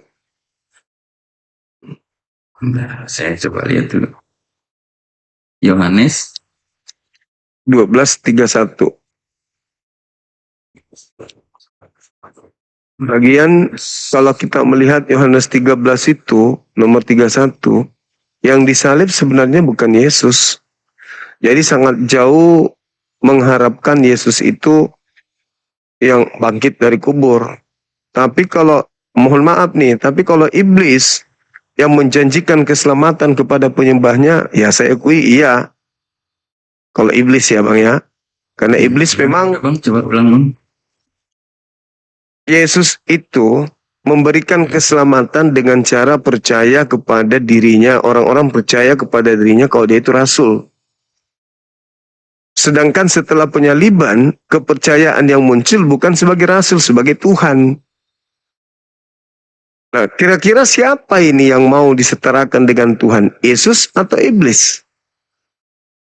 Kan iblis. Kenapa Abang bisa Dan- bilang bahwa Yesus itu ketika sebelum disalib menyamakan dirinya dengan rasul? Lah, memang dia rasul. Dia mau dipercaya sebagai rasul. Bahkan syarat orang memperoleh hidup kekal adalah menerimanya sebagai rasul. Itu syaratnya. Bukan malah penyaliban. Yesus tidak mempersyaratkan. Di mana ayatnya Bang? Ada nggak? Yohanes 17 nomor 3. Yohanes 17 nomor 3. Nah, itu hidup kekal tuh. Percaya kalau dirinya adalah rasul, utusan Tuhan, bisa selamat. Hidup kekal malah. Jadi nggak ada yang bela disalib. Betul, di sini kan tertulis ya, inilah hidup yang kekal itu, yaitu bahwa mereka mengenal Engkau, satu-satunya Allah yang benar, dan mengenal Yesus Kristus yang telah Engkau utus. Salahnya di mana Bang? Ya, mengenal Yesus yang diutus Tuhan sebagai utusan kan dia. Ya, Yesus memang diutus, tapi dia juga adalah Allah. Bagaimana, di mana Yesus mengatakan dia adalah Allah? Dia memang nggak mengatakannya secara eksplisit, tapi kita Berarti bisa Anda lihat- lebih hebat. Berarti saudara lebih hebat dari Yesus kalau gitu. Oke, saya kasih ayatnya ya Bang. Boleh, boleh. Mungkin memang Yesus nggak mengatakan secara eksplisit bahwa akulah Tuhan gitu, tapi kita bisa melihat beberapa ayat di mana Yesus menerima penyembahan yang dilakukan oleh murid-muridnya. Lalu juga dia mengatakan bahwa aku dan Bapa adalah satu. Lalu ada juga di bagian ayat lain Yesus mengatakan bahwa sebelum Abraham ada, aku sudah ada di sana. Artinya di situ kan menunjukkan gitu ya bahwa Yesus itu kekal, dia sudah ada sejak lama. Lalu dia juga menerima penyembahan yang diberikan oleh orang lain, dan dia juga mengatakan bahwa dia dan Bapa itu adalah satu. Artinya dia sama derajat dengan Allah. Bahkan ketika Yesus mengatakan itu, orang-orang Farisi pada saat itu ingin melempari Yesus dengan batu. Kenapa? Karena ketika Yesus menyamakan dirinya dengan Bapa, atau dia bilang bahwa dia hidupnya sudah lebih lama dibandingkan Abraham, itu kan seperti dia menyamakan dirinya dengan Tuhan, dan itu dianggap sebagai penghujatan kepada Tuhan, gitu, pada Allah. Makanya dia mau dilempari dengan batu. Jadi pada saat itu pun sebenarnya konteksnya orang-orang Farisi itu tahu bahwa Yesus sedang menyamakan dirinya dengan Tuhan, gitu. Jadi dari situ kita bisa melihat gitu ya bahwa Yesus sendiri sebenarnya mengklaim dirinya adalah Tuhan, namun nggak secara eksplisit, begitu. Tapi apakah secara eksplisit Yesus mengatakan dirinya anak manusia? Secara eksplisit Yesus mengatakan dirinya adalah anak manusia. Iya. Sepertinya sih enggak sih ya Bang. Saya belum baca sih ayatnya sih. Betapa banyak Yesus menyebut dirinya sebagai anak manusia. Kenapa nggak dipercaya Yesus? Nah sekarang ketika saudara mengatakan bahwa Yesus itu adalah Allah itu sendiri dengan berbagai macam dalil yang Anda gunakan. Tapi bukankah Yesus sudah merangkum semuanya? Bukan comot-comot data satu, enggak. Tapi Yesus di dalam Yohanes 17:8 mengatakan segala firman, segala ucapan telah aku berikan kepada muridku. Mereka telah menerimanya dan mereka percaya bahwa engkaulah yang telah mengutus aku. Yesus mengatakan bahwa semua ucapanku, aku dan Bapa adalah satu, melihat aku sama melihat Bapa, aku ada sebelum Abraham ada. Semua ucapan itu aku telah berikan kepada murid. Apa ending imannya muridnya? Ya percaya kalau Yesus Rasul, utusan Tuhan. Karena orang Yahudi mau sehebat apapun Yesus, mau sesakti apapun dia, mau luar biasa apapun mujizatnya, ending tertingginya adalah sama seperti Musa, sama seperti nabi-nabi yang lain, sama seperti Salomo, sama seperti Daud. Tidak akan mungkin mereka jatuh cinta kepada Yesus dan mengatakan itu Tuhan. Karena mereka sudah kenyang dengan mujizat-mujizat. Mereka kenyang dengan pekerjaan-pekerjaan Tuhan, kenyang mereka. Tapi kalau orang Yahudi, Roma, orang Yunani yang cikal bakal Kristen ini, Katolik ini, ketika ada manusia tahan peluru, apa yang mereka katakan? Ah, ini anak dewa. Ketika ada orang tidak dimakan senjata tajam, ah, ini anak dewa. Apatah lagi kalau sudah bangkit dari kubur, langsung jadi dewa bagi mereka. Itu orang Roma, itu orang Yunani, termasuk orang Kristen. Tapi kalau orang Yahudi melihat Yesus jalan di atas air, apa kata mereka? Hantu. Melihat Yesus keluar dari kubur, apa kata mereka? Hantu. Orang Yahudi itu nggak ada yang kayak gitu-gitu, udah biasa. Mereka melihat Henok naik ke langit, mereka melihat Elia naik ke langit, itu mah biasa. Melihat orang keluar dari kubur ya, apa sih ini? Kata mereka. Tapi kalau orang Roma Yunani melihat orang yang mati keluar dari kubur, oh segera didewakan. Karena mereka nggak datang petunjuk kepada mereka. Musa belah lautan loh, nggak disembah Musa. Ketika mereka minta Musa, minta sama Tuhanmu agar menurunkan makanan dari langit, turun makanan dari langit. Nggak di Tuhan dan Musa. Apalagi Yesus hanya modal aku dan Bapa satu, melihat aku, melihat Bapa.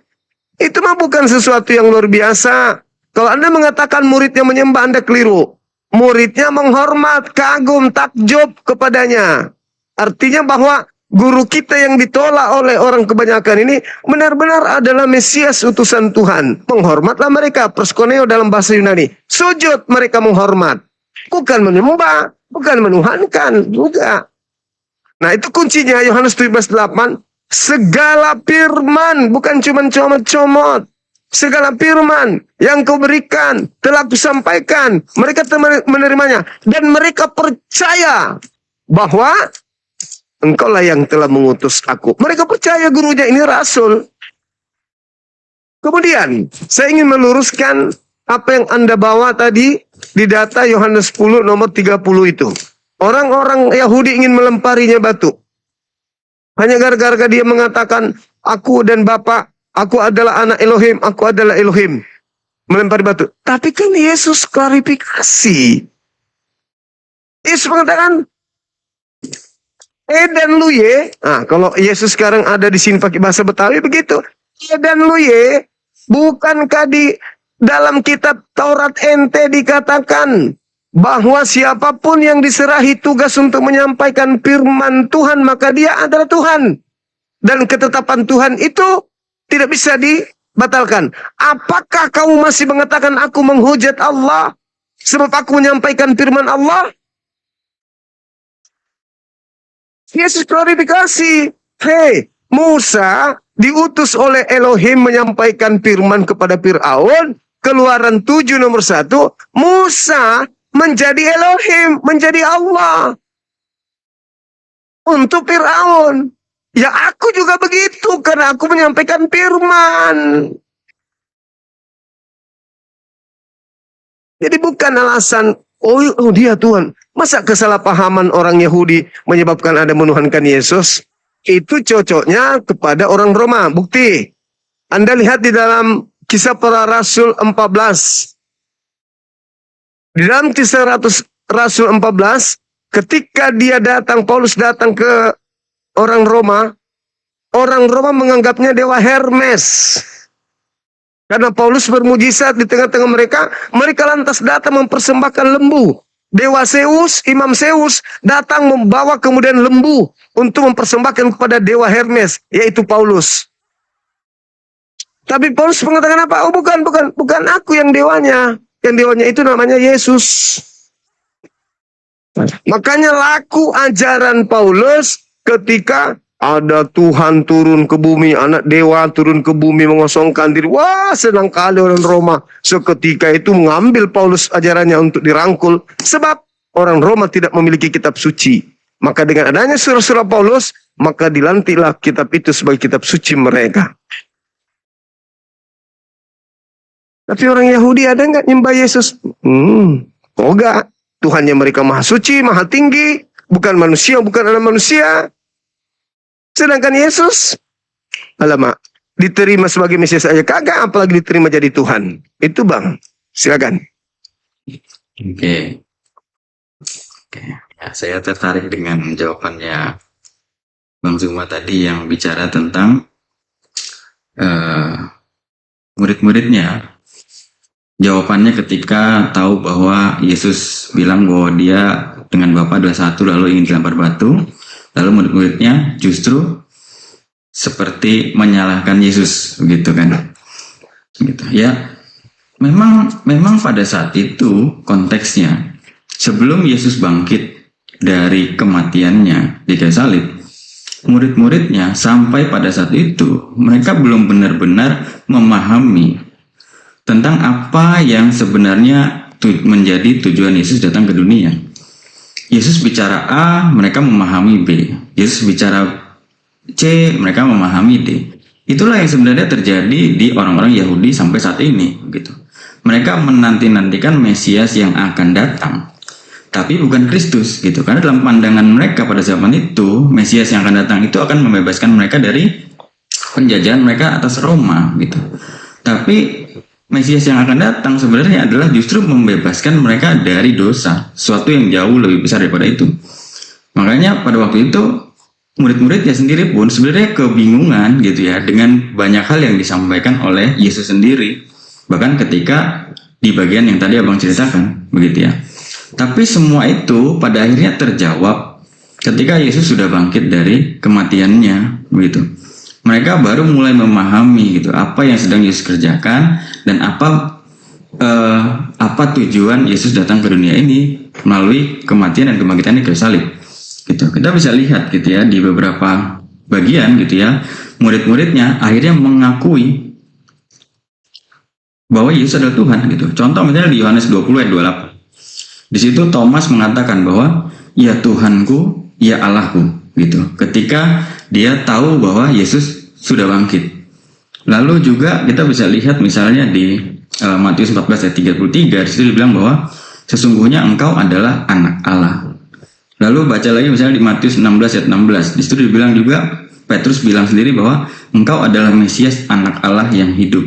Nanti kita lihat lagi di Yohanes 1, nanti kita lihat lagi sisanya di kitabnya Paulus gitu ya. Mungkin kalau saya ngomong Paulus, nanti Bang Zuma akan tanya tentang Paulus lagi. Kita nanti jadi panjang lagi kemana-mana gitu ya.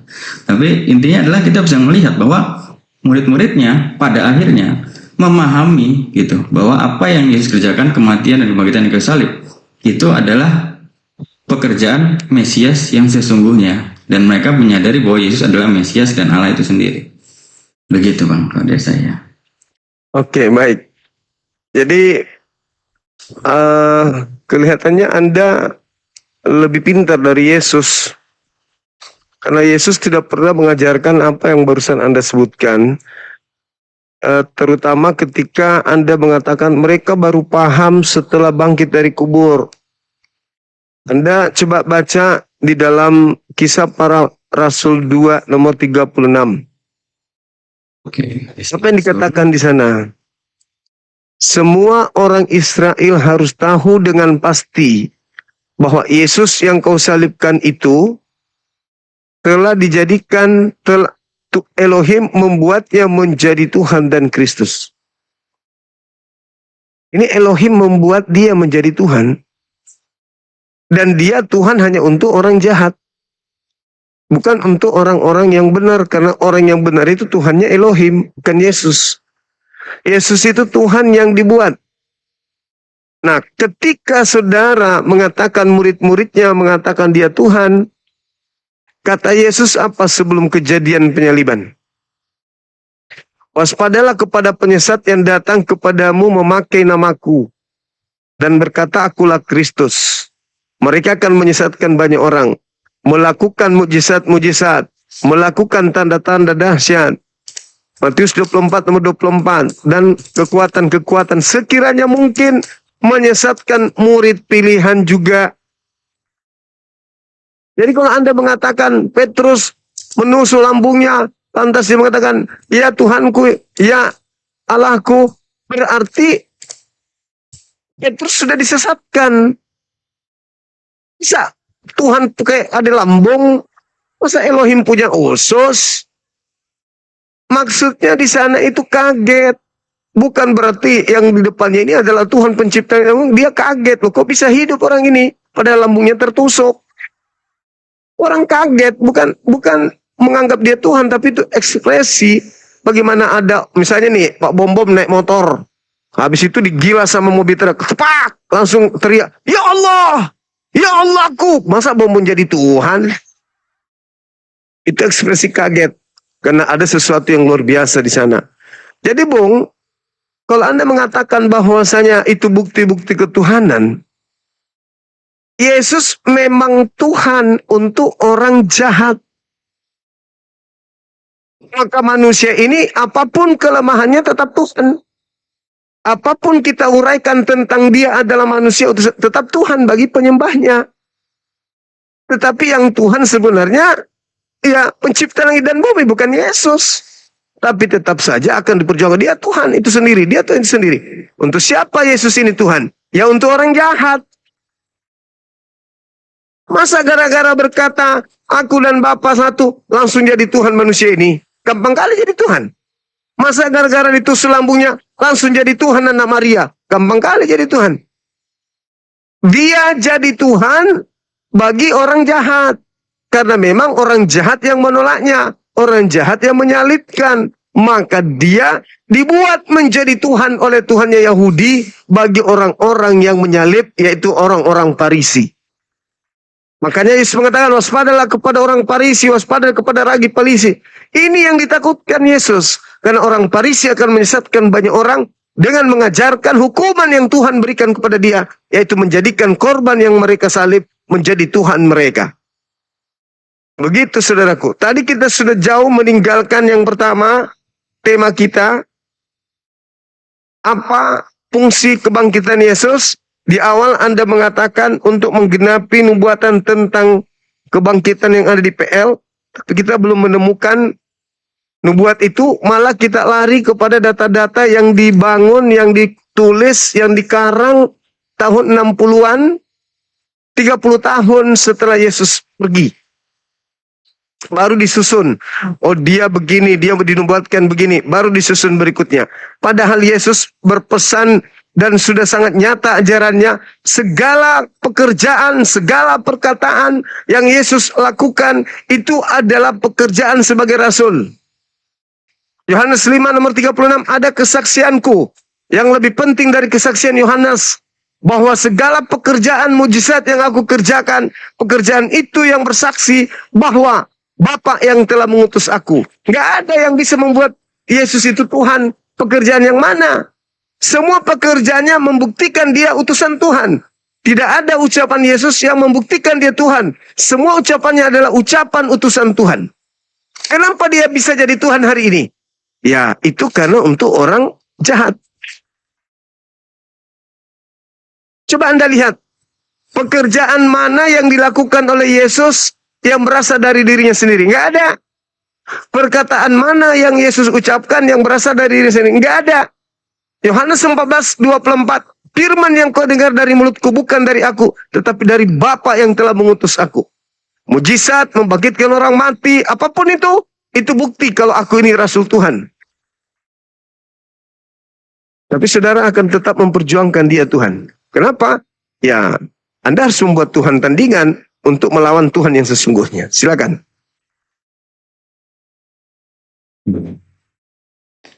Ya, saya jelaskan juga pasti perspektif kita itu beda, Pak. Jadi kayaknya percuma gitu. Karena memang kita pandangannya berbeda, kita punya pemahaman yang berbeda gitu ya. Contoh misalnya tentang dosa aja ya. Karena ini kan kebangkitan ini kan bicara tentang dosa pastinya. Karena kebangkitan Yesus itu kan untuk menebus dosa. Kalau di pandangan kita, orang Kristen, kita memahami bahwa dosa itu adalah maut, gitu. Konsekuensi dari dosa adalah kematian. Sehingga setiap orang yang berbuat dosa itu harus mati, gitu. Tadi sempat saya dengar abang ngobrol dengan orang yang sebelumnya, bicara bahwa ya yang berdosa dia yang harus tanggung konsekuensinya dong, begitu kan. Nah tapi kalau misalnya kita menggunakan aturan itu, pada akhirnya semua manusia akan binasa. Nggak ada satupun manusia yang bisa selamat, karena semua orang berdosa. Bukan hanya dalam perkataan, tindakan, tapi dalam pikiran juga sudah berdosa. Jadi nggak ada satupun manusia yang tidak berdosa. Dan pada akhirnya dosa itu hukumannya adalah maut. Mungkin manusia bisa bertobat, tapi pertobatan apa yang benar-benar bisa membersihkan mereka dari dosa? 1 hari aja tidak mungkin kita tidak berbuat dosa. 1 jam aja tidak mungkin kita tidak berbuat dosa. Di dalam pikiran kita ngelihat sesuatu yang salah, kita ngelihat sesuatu yang jelek, sesuatu yang buruk, pikiran kita sudah berdosa. Artinya nggak ada satupun manusia yang bisa terbebas dari dosa. Itu sebabnya karena dosa itu adalah maut, maka konsekuensi dosa itu harus terjadi di dalam hidup manusia. Jadi manusia itu harus dibinasakan semua. Tapi karena Tuhan Allah itu sangat mengasihi manusia, dia nggak mau manusia binasa, tapi dia juga adalah Allah yang adil.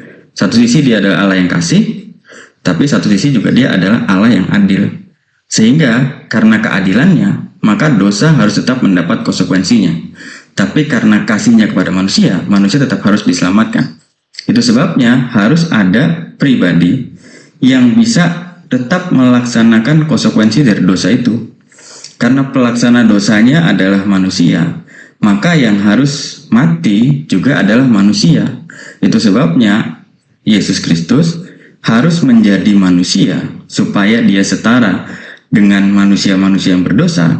Tapi yang harus dikorbankan ini adalah manusia yang tidak berdosa. Itu sebabnya Yesus sendiri atau Allah itu sendiri yang harus turun mengorbankan dirinya untuk mati di kayu salib, supaya semua manusia yang berdosa itu dosanya ditanggungkan kepada Yesus Kristus tadi. Ketika dia mati, ya dia harus bangkit kembali. Itu sebagai bukti bahwa maut telah dikalahkan, penebusannya telah berhasil.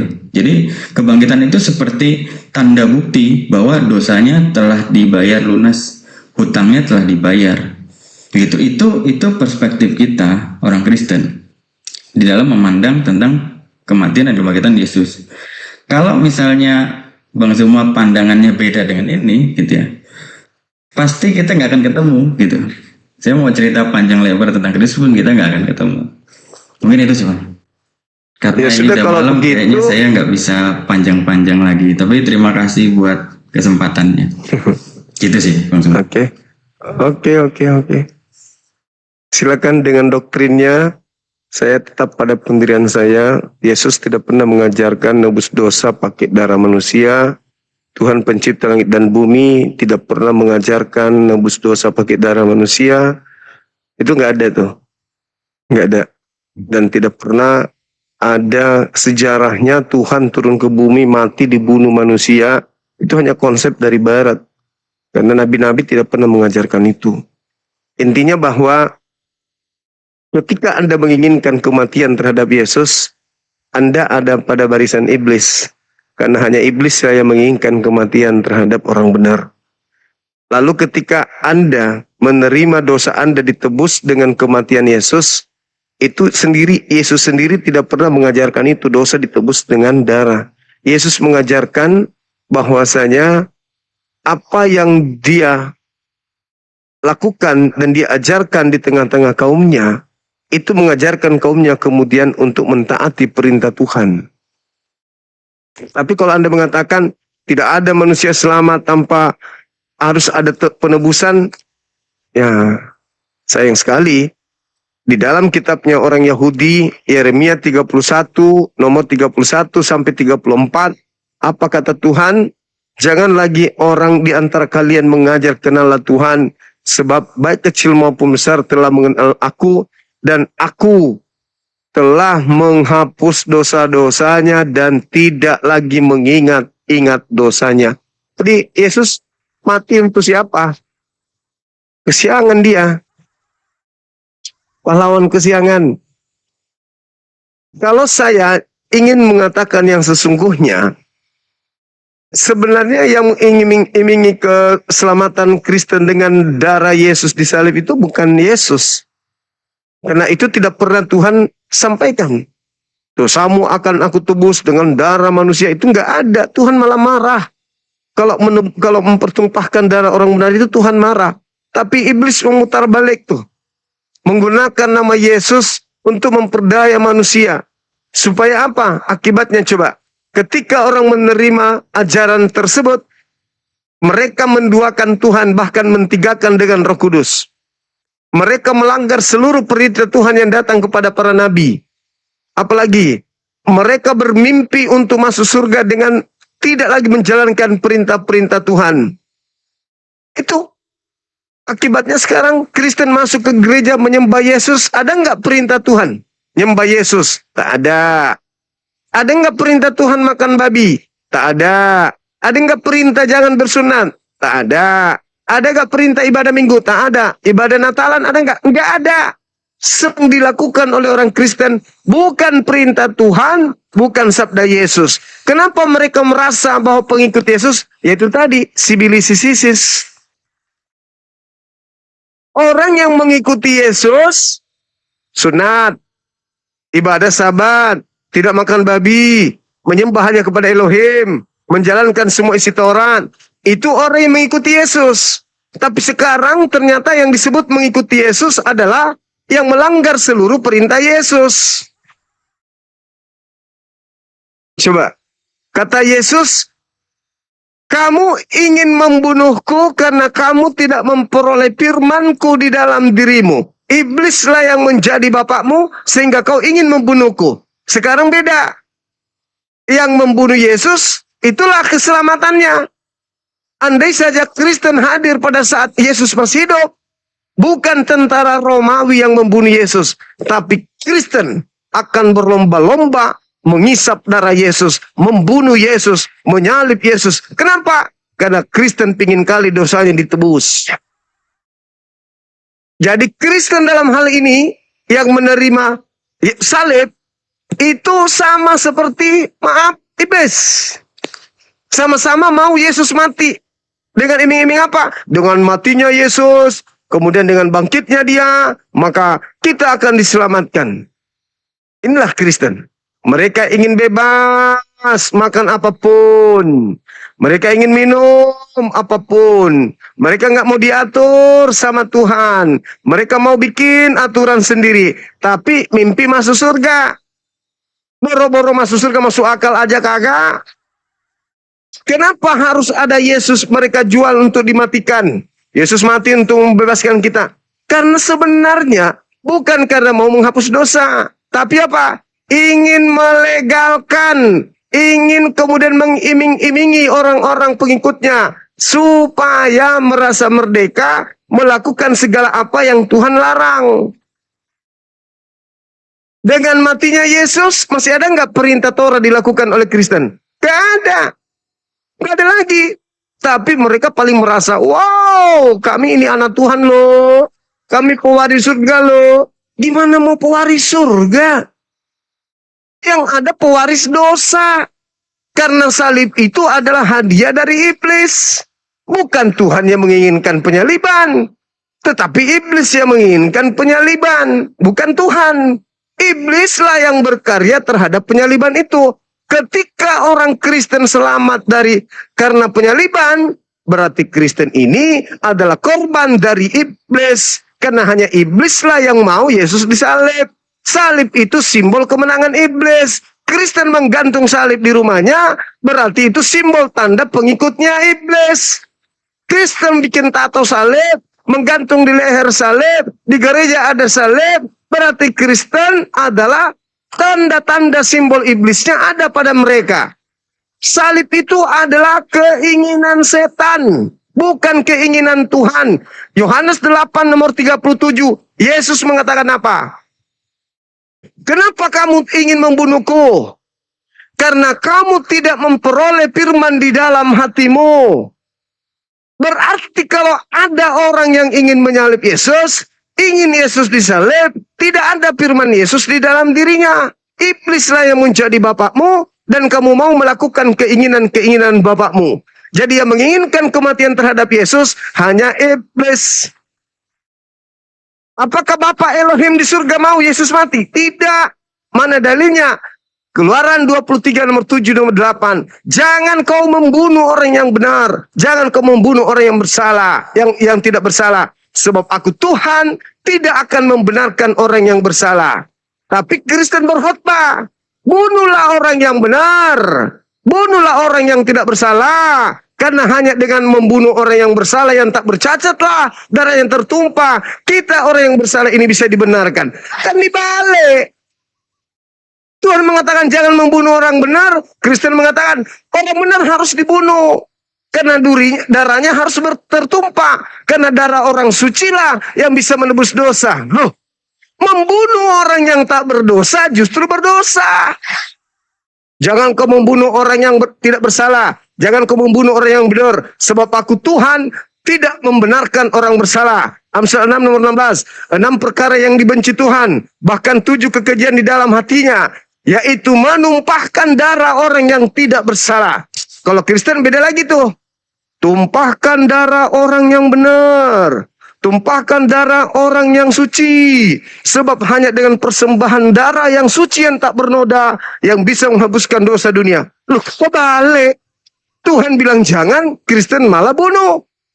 Jadi andaikan saja saudara bertemu dengan Bang Suma pada saat di depan salibnya Yesus, semua berteriak, jangan disalib, jangan disalib. Anda berteriak, salib segera, salib segera. Kira-kira iblis berdiri di kubu mana? Iblisnya pro kemana ini kira-kira? Ke saya atau ke Anda? Bunuh dong. Kalau nggak bunuh, dosa saya gimana? Aku nggak bisa dong. Aku nggak bisa dosaku. Harus ada yang menanggungnya. Bunuh cepat, bunuh cepat. Saya mengatakan tidak. Lantas bilang, jangan. Kalau kau punya dosa, cukup kau bertobat. Bertobatlah kepada Tuhan. Jangan kau bunuh anak orang. Jadi saya menghalangi penyaliban, Anda memuluskan penyaliban. Iblis senang di mana? Ke saya atau ke Anda? Sadarilah itu. Silakan Bung. Kalau mau pamit boleh. Lanjut besok. Ya nggak apa-apa. Thank you Bang Suma. Next Oke, nanti saudara, saya thank you. jawab. Baik. Oke. Thank you.